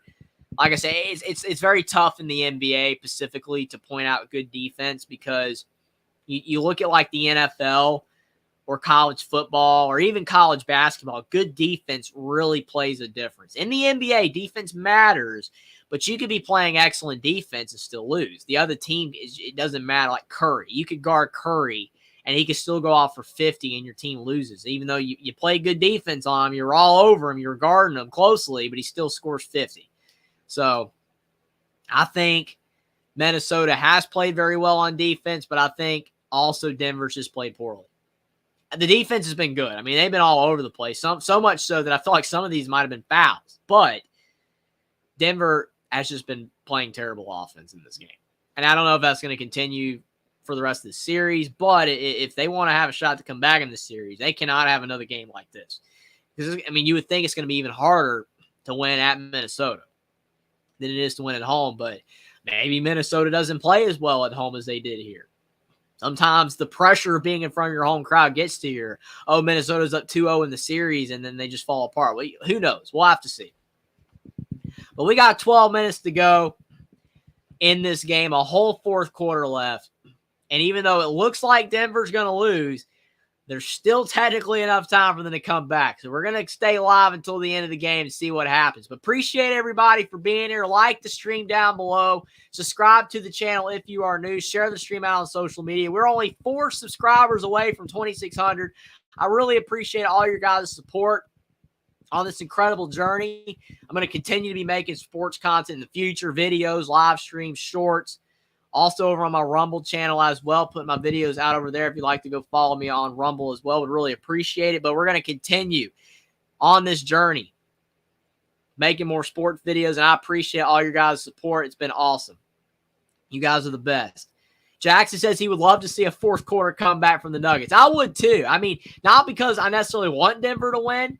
I mean, both teams, I'm fine with both teams, just having fun watching the game, but I just want it to be close, whatever happens. It goes down to the wire. Those are the best type of games.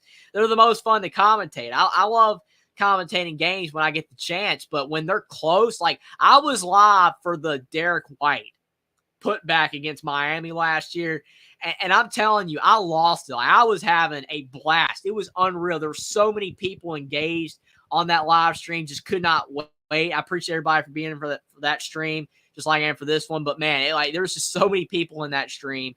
Everybody was having so much fun. That was a great game. Even though Boston ultimately ended up losing the series, it was fun. That was a very fun game.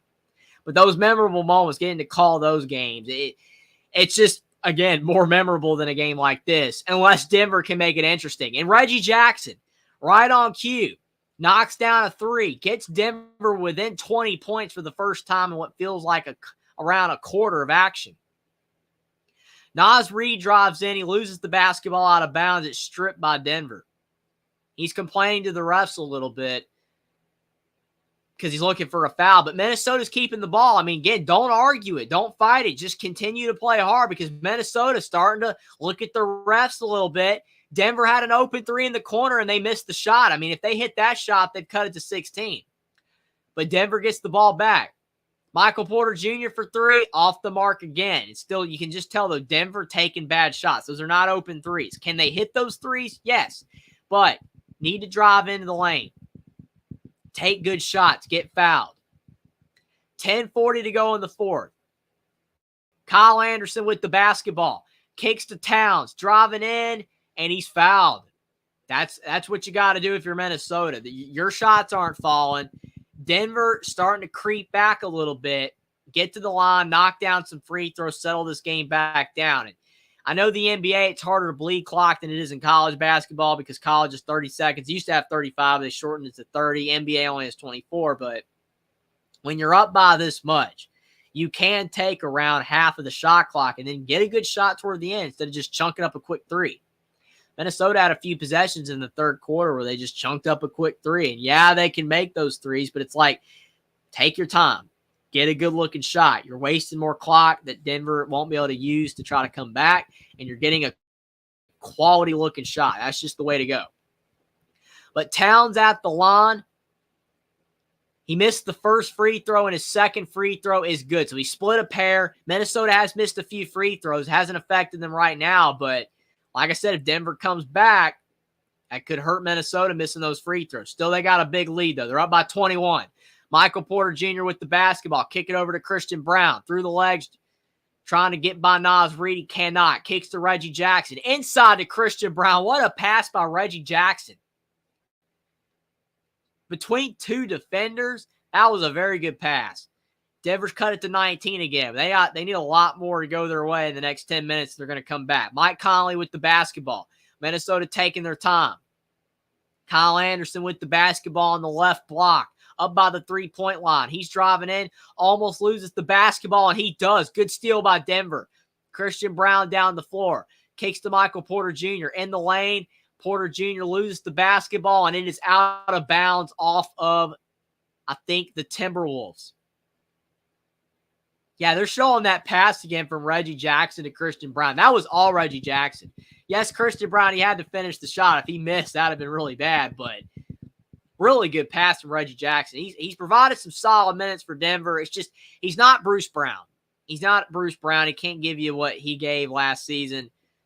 And Denver misses a guy like him in this game. I mean, usually KCP, Kentavious Caldwell-Pope, he provides a lot more. Usually Michael Porter Jr., but they're just off. I mean, they're just having a bad game. And it's going to take a massive effort from Denver to come back in this game. And if they lose, it's going to take a massive effort from Denver to come back and win the series. Because being down 2-0, losing both of your home games, they're going to have to win 2 at Minnesota. They're going to have to win 2 of the 3 games at Minnesota to come back and win the series. And win the other 2 home games. I mean, not impossible, but again, very, very difficult.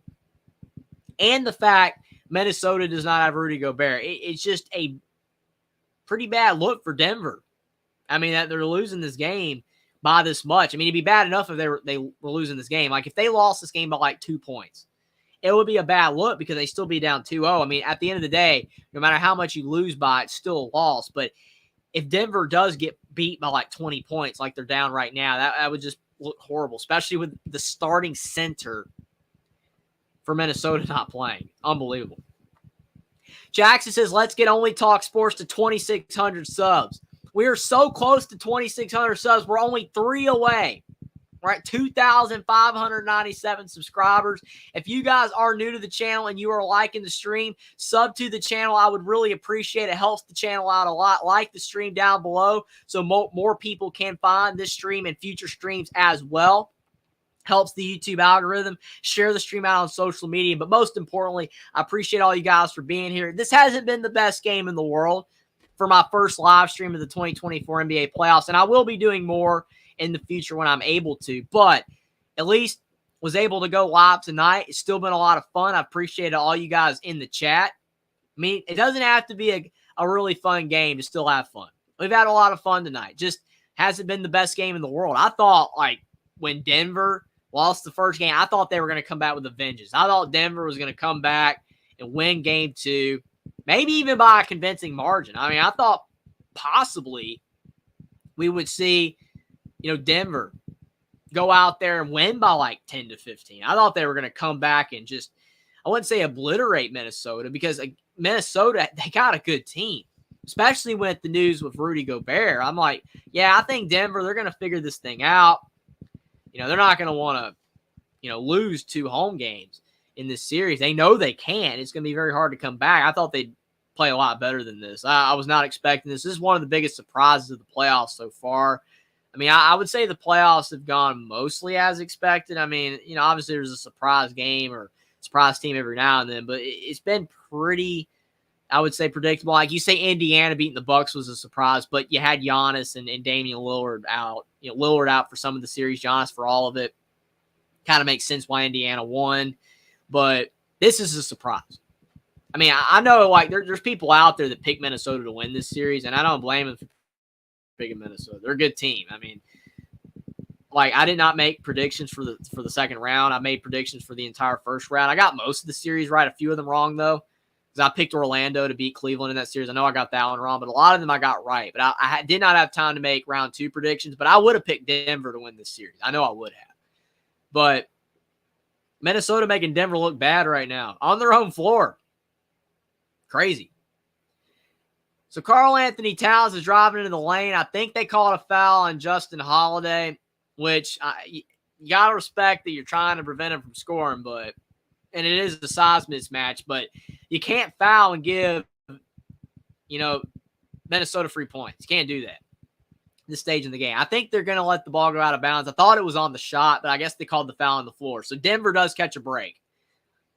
Kyle Anderson with the ball top of the key, has nowhere to go, kicks to Anthony Edwards, and what a foul that was. Reggie Jackson and Justin Holiday got wrapped up with Anthony Edwards on that play. Looks like he's okay, but definitely don't want anybody getting hurt. 84-65, Minnesota with a 19-point lead, 9:20 to go in the fourth quarter. Denver is just almost out of time. Still got a little bit of time left, but that 3 from Nickeil Alexander-Walker, I mean, that might have just sealed the deal. I mean, they're up by 22, 9 to go. I mean, again, mathematically, there's still enough time for Denver, but that just feels like a nail in the coffin shot for Minnesota. Minnesota hasn't even played that good the last couple minutes, but they're still up by 22. Denver has not taken advantage of these past few minutes of poor play for Minnesota. Nickeil Alexander-Walker with 14 massive points in this game. I mean, if you take away his 14 points, this game's a lot closer. Denver would only be down by 8. That's how important bench players are. That's how important it is to get contributions from multiple different players. Anthony Edwards isn't having to have like 35 points to win this game. They're getting contributions from other players. Edwards driving into the lane, trying to go around. KCP can't shake him. Nickeil Alexander-Walker, though, with a turnover. That's a bad pass, over and back. But not the worst thing in the world for Minnesota, though, because that wasted 20 seconds. There was only 4 seconds left on the shot clock. So there's 8:43 to go. To go back to those 4-minute segments, Denver's going to have to make up around 11 points in the next 2 4-minute segments each to come back. That's a tall task to go on 2 11-0 runs. Holiday kicks in the corner to Gordon. He misses the 3. Gordon gets his own miss. Kicks to Jamal Murray in the lane. He misses, but Aaron Gordon with the putback. That gets the crowd clapping a little bit, but their team's still down by 20. But that's a really good play by Gordon. Instinctive on that offensive glass. Saw that Jamal Murray missed the shot. You can't beat that putback dunk. They just need a lot more of that in the next 8 minutes. Minnesota up by 20. Towns kicks to Kyle Anderson. Back to Towns. Look like a kick ball there. 7:57 to go in the fourth. Kick ball on the Denver Nuggets. But at least Denver's trying on defense. Kickball usually means you're playing hard. It's usually because it's either a bad pass or you're playing hard on defense. But I don't know. I think Minnesota, if they get to 100, I think they're good. I mean, I think if they score 13 more points, I don't know if Denver can score 33 more points in the next 8 minutes the way they've been playing. Naz Reid shooting a three. It's off the mark. Jokic with the board. Going back the other way. Denver off to the races, and they need to be. I mean, earlier in the game, Denver was sped up. I mean, they were taking bad shots early in the shot clock, and I said earlier they didn't have to do that because of the fact there was still so much time in the game. Now that we're at this stage of the game and they're down 20, there's only 7:41 left. They have to hurry. I mean, there's no more time to, take 10, 15 seconds off the shot clock, try to get a good shot. They need to go. They got to hurry up. Jamal Murray with the ball, 10 seconds on the shot clock. Minnesota playing good defense, bleeding that clock. Murray driving in, step back two. Usually he's pure on those, can't get it to fall. Jokic with the putback, he's off the mark, and Towns ends up with the ball. That's 20 more wasted seconds for the Nuggets. Anthony Edwards with the basketball. 7:10 to go in the fourth. And I think they called a foul on Denver. I guess Jamal Murray was a little too handsy on defense. Reggie Jackson, that's not a good sign.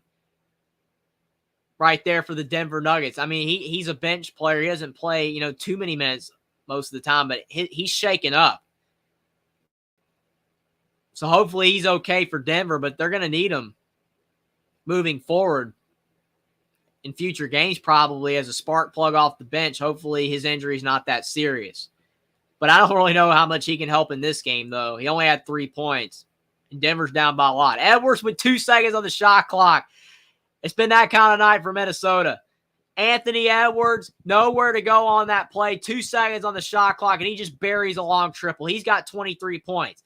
And more importantly, he's 9 of 14 from the field, so he's been very efficient getting those 23 points. Then on the other end, Justin Holiday buries a triple, but all that does is even the score back up to 20 points at 90-70. Holiday's had 13 points in this game. He's been pretty solid for Denver off the bench. He doesn't play all that much usually, but he's made some good contributions. But his teammates, Jokic, I mean, he's got like 17, but there just hasn't been a lot of production from some of these players. I mean, Michael Porter Jr. has basically been absent. He's been quiet. You haven't heard his name hardly at all. And whenever he's taken a shot, he hasn't really been all that close to actually hitting the shots. He's just been way off. And maybe in game 3, when they go out to Minnesota, he might have a great game. I mean, usually good players and good teams bounce back. And Denver is a great team. I mean, they won it all last year. Like I said earlier, I mean, there were some circumstances that possibly made it easier for them to win. But they are great teams, no denying that. But last game, didn't play fantastic, had some struggles, lost the game. Wasn't too bad of a loss, though. And it's like, you know what? Got to turn back around and get a win. But it is not happening tonight. I mean, 70 points with 6 minutes to go in the game is not good for an NBA team. I mean, there's a lot more offense in the NBA than there used to be. So, like, back in the day, I mean, something like this would be, more commonplace. And, yes, Minnesota's been good on defense, like I said earlier. They've been really good on defense. But it's still no excuse for Denver to have 70 points. I mean, the rate that they're going, they're only going to end up with 80 points. I think they're going to end up with more. I mean, I'm sure, especially once garbage time, if Minnesota's still up by a decent amount, garbage time's going to happen. Denver will probably get up to around 90, 95 points, but it's still at the end of the day, that's not going to tell the true story. Denver's offense has been terrible in this game, and they cannot have a repeat performance like this in any game moving forward if they want to win the series. They're going to have to find a way to let this game, be a blip in the radar, in the rearview mirror, and move on. Assuming they don't come back. I mean, I keep saying that because I don't want to get ahead of myself and be like, no, they're already done. And then they make the biggest comeback ever. And then people are going to be like, you said they were done. Like, they could come back. Yeah, but they're down 20 with 6 to go. More likely they're not coming back. In Minnesota, the way that they've playing, they've seemed to figure it out that they can take their time. They're not outside of Anthony Edwards' last three, I mean, for the most part, they have been taking better shots recently. I think Minnesota just needs to keep bleeding clock, driving to the lane, get to the foul line. Really no need to just take dumb shots at this point in the game. They've done their part. They've gotten a big lead. They've maintained that big lead. Whether you can say it was more because of their defense or Denver's poor offense, it doesn't matter. They're up by 20. On the road, possibly can go up 2-0 by beating Denver on the road, both games. I mean, that's just insane. Like I said, I don't think most people were expecting that. I mean, I was already shocked they won the first game. I thought Denver was going to be ready for Minnesota. I know it's tough when you got Gobert and Towns. It's tough. Jokic is great, but, I mean, he's only one guy down there. You got two bigs. It's tough. But Gobert is not even in this game. Naz Reid's filled in effortlessly. I mean, he's played great. And Jokic, he's been bothered. I mean, this is the most we've seen Jokic bother and seen him being affected in a game in a while. I mean, you just do not see Nikola Jokic turning the ball over as much as he has in this game, in a lot of games. It just does not occur. But it hasn't just been him. Been a lot of other players that have not contributed, and that's why they're down by so much. And Karl Anthony Towns makes the Timberwolves lead even bigger. 93-70. 23-point lead for the T-Wolves, 6 to go. In the fourth, Towns is 27 points, 10 of 14 from the field, 3 of 4 from three. That's about as efficient as you can get. Denver with a brick three on the other end, not even close from KCP. He's been quiet all game. Edwards driving into the lane. Got KCP on him. Can he shake him? He does. Gets to the rim, lays it in and one. What a play by Anthony Edwards. That is a fantastic drive by Ant. Going left, spinning back to his right, taking the contact and laying it in. That is a great play. And yes, Edwards, he's getting up there and points, got like 25 points, but he didn't even need as many points to really be able to win this game. That's how much of a team effort it's been for Minnesota. But he does miss the free throw, though. He struggled at the line. He's missed 3 free throws in this game. Porter Jr.'s 3 went in and out. That should have gone for Porter Jr. He's had a lot of bad misses tonight, but that one should have gone in. But sometimes it's just not your night. 5:30 to go in the fourth. Edwards does lose the basketball. Jokic with it to Porter Jr. Good defense by Anthony Edwards. He steals it back. Spin move, goes up with a layup. He just missed it off the rim. But good defense by Edwards. He's playing hard all game. Murray on the other end misses. KCP with the rebound lays it in. Denver's fans finally have something to clap about, but I think they know the inevitable is here. It's about done. I mean, there's really no time left for the Nuggets to come back. In Minnesota, they're about to reach that 100 threshold. That, to me, is enough that they're going to win if they make it there. Mike Conley, we have not called his name a lot tonight, but a nice step-back jumper for him. Getting his name in the scoring column. 97-72. And now they called a foul on Mike Conley. Kentavious Caldwell-Pope was driving in. There was a reach.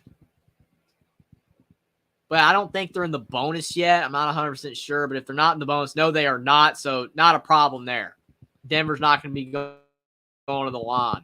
So Jamal Murray with the ball. 4:30 to go. We're about to be entering garbage time.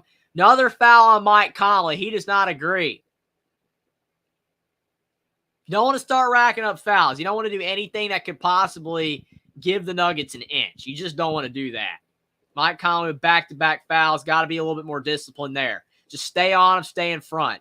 Jokic with the basketball, kicks to Porter Jr. Out in the corner to Aaron Gordon, and he knocks down the three. Aaron Gordon has had the best game of any of the Denver Nuggets players, and it still hasn't been nowhere near enough. He has around 20 points. Played well early, kind of faded, but he's played all right. Justin Holiday has like 13, but a lot of the Nuggets players have struggled hard, man. Jokic, I mean, for him, he's had a bad game. He still put up some points, but Murray's been quiet. Michael Porter Jr., KCP, just not good enough. Inside, Jaden McDaniels fouled hard by Jamal Murray. McDaniels doesn't like that. We know that he's a guy that he's always usually in scrums because he plays hard. Doesn't like to take any mess from anybody. Can't blame him. I mean, some players are like that. Karl Anthony Towns in the corner, palming the ball, chunks up the shot, can't get it to fall. Now Jokic down the floor. Kicks to Gordon between the legs, trying to kick it to Michael Porter Jr. I mean, at this point, it doesn't really matter, but I mean, the Nuggets are trying to do acrobatics when you're down by 22. That's just not smart. I'm sure Michael Malone, he is going to get after this team and tell them we're way better than this. I mean, we won it all last year. I don't know what's going on. We got 19 turnovers. It's not like the Timberwolves had the best game ever or anything. We're just playing terrible. He's gonna have to find a way to push the right buttons to get the Nuggets headspace back on track. Anthony Edwards lays it in. It's 99-75. 24-point lead for the T-Wolves. 3:29 to go in the fourth. And the Nuggets fans, they're just absolutely stunned. I mean, what else can you be? I mean, definitely they expected their team coming off a loss. They were going to get it done in game 2. It's just not happening. Sonny Verma says, fantastic job tonight, Jeffrey. I couldn't do this solo like you did, especially with this dud of a game. You guys have a good night. I really appreciate that, Sonny Verma.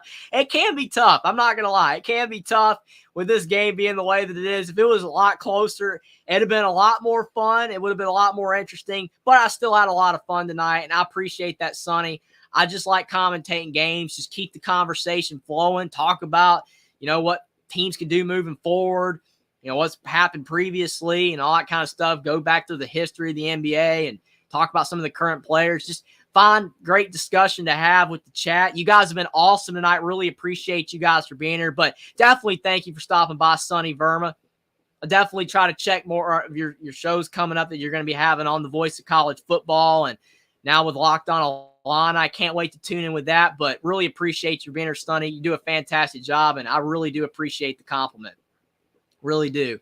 Because it can be tough. I definitely agree it can be tough, but I do enjoy doing live streams, doing these games, and you guys make it a blast. But if you guys did enjoy this stream, even though it was a dud of a game, leave a like on the stream. Would really appreciate that. Helps out the stream a lot. And drop a sub as well. We're 3 subs away from 2,600 subs, which would put us 400 away from 3,000. We're moving on up consistently, and it's all because of you guys. You guys have been fantastic. All the support you've shown.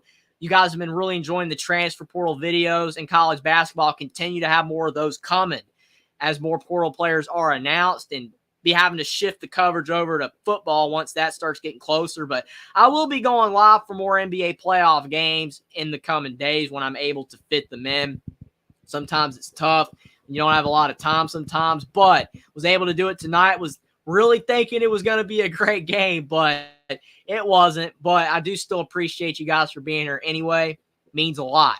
But at the line for the Nuggets, knocking down both free. Nope, the second one was missed. Thought he had it from that angle, but when they do that camera angle where they have it where it's overhead like that, it's so tough to tell whether it's going in. It looked like it was long enough, but nope. So 1 out of 2 for the Nuggets. And now there's another timeout on the floor. So 99-76. I've never really understood sometimes why in certain games when the game is clearly out of reach and there's like no time left, basically it's like you got 3 minutes left in this game. We know that the game's decided. We know the Timberwolves are going to win. And then there's suddenly just a bunch of timeouts. Like, okay, you want to get those, the TV timeouts, the ad revenue in, I understand, but it doesn't really make any sense why we just had a timeout 10 seconds ago. Guy shoots free throws, and now there's another timeout. That's hilarious. But we got 3 minutes to go regardless. Minnesota's going to end up winning this game. Now they're going to be up 2-0. So the bigger question is, instead of who's going to win this game, which most people pick the T-Wolves, and that was a good pick because of the fact that they're going to end up winning. But the next question is do you think the Nuggets are going to come back and win the series? Now, obviously, I'm going to ask that poll. I'm not going to do it on YouTube because, most people probably won't be here to be able to vote in the poll. And then obviously once the stream ends, it will, the poll will end. But I will ask on my Twitter, if you guys would like to follow me on Twitter as well, to really appreciate that. But I am going to do a poll asking whether you guys believe that the Nuggets are going to be able to come back and win the series. Because there's still a chance that they do. I don't think they're done just because of the fact that they're down 2-0. But I think their chances of coming back and winning the series are low. It's below 10%. It's not going to be a really good percentage. They really dropped the ball hard in this game. I mean, losing game one was tough enough, but they played really bad tonight. This is one of the worst performances that we have seen from the Nuggets with Jokic and Murray in a long time. It is a bad performance. I mean, some of those performances when Murray was just coming off his ACL, I mean, he was struggling, but like he did not play well tonight. It's just shocking. He's a great player, and he is capable of a lot more than what we saw tonight, and the team is as well. We know how good the team is, but it just has not been their night. But basically, they got the scrubs in for both teams, the bench players, the guys that do not play all that much. Guys are still good. They're good players. Just can't really get into the rotation, especially when the playoffs come around. They shorten the rotation. It's just the way that it goes. Peyton Watson, though, at the line for the Nuggets, he just missed both free throws. Again, symbolizing the night to the T for the Nuggets. Just nothing going right. Minnesota, they just hit a three around a minute ago. Now Luka Garza, the college star out of Iowa, getting a little bit of playing time, working on the block, and he lays it in 104-76. 2:15 to go in the fourth. I guess that's why they called that extra timeout to get the backup players in, but they could have done that before the timeout, but I guess they wanted to officially do it after the timeout so they could get all of them in, but still. I think there might have been a foul on that drive, and that's the other thing that's funny about end of games when the games are decided is that, yes, these players want to play hard. I guess it's because it's kind of like their showcase. You know, it's the little bit of time that they get to be on the floor during the playoffs because most of these guys wouldn't have been able to play if it was a close game. But then you see fouls. It's like these teams are fouling, right? Minnesota is up by almost 30 points, and Denver drives into the lane, and then they foul. It's like, why did you foul? I mean, you don't want to give up an easy bucket. And plus, these are bench players wanting to play hard, but it makes no sense. That's always made me laugh. But we're under 2 minutes to go. And Minnesota has done almost the unthinkable. I mean, it's not crazy. I wouldn't say it would have been unheard of, but it is almost the unthinkable. To go on the road and knock off the Nuggets in the first 2 games of this series. Now Denver's going to have to find a way to get the Timberwolves back up in Minnesota. Can they win both the road games, get this back to 2-2 to have a shot? We'll have to see, but what a shocking performance. A bad performance by Denver and a really solid performance from Minnesota. Timberwolves up by 26. Make that 28. Nice drive there. 1:20 to go in the fourth. Denver just walking this thing up. It even looks like the Minnesota bench players are playing harder than Denver's, which, to be fair, when you have the lead, I mean, it's going to bleed over to the bench players making them play hard, but, like, man, Minnesota's bench players are still going out there and fighting. Not making anything easy for the Nuggets. And I think that's been one of the biggest keys to tonight's game.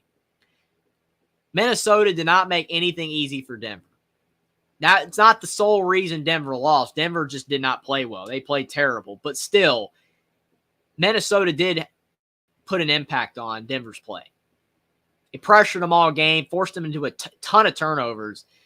And that's partially the reason Minnesota won is by as much as they did. But Denver, no excuses, though. They got to play a lot better in the future. In these next couple of games, they're going to have a shot to come back. No matter how good Minnesota plays on defense in Game 3, it does not matter. Denver's going to have to just get that behind them and figure things out. Can't have another dud of a performance like this. But it's 106-80. Final few seconds are ticking off the clock. We're under 30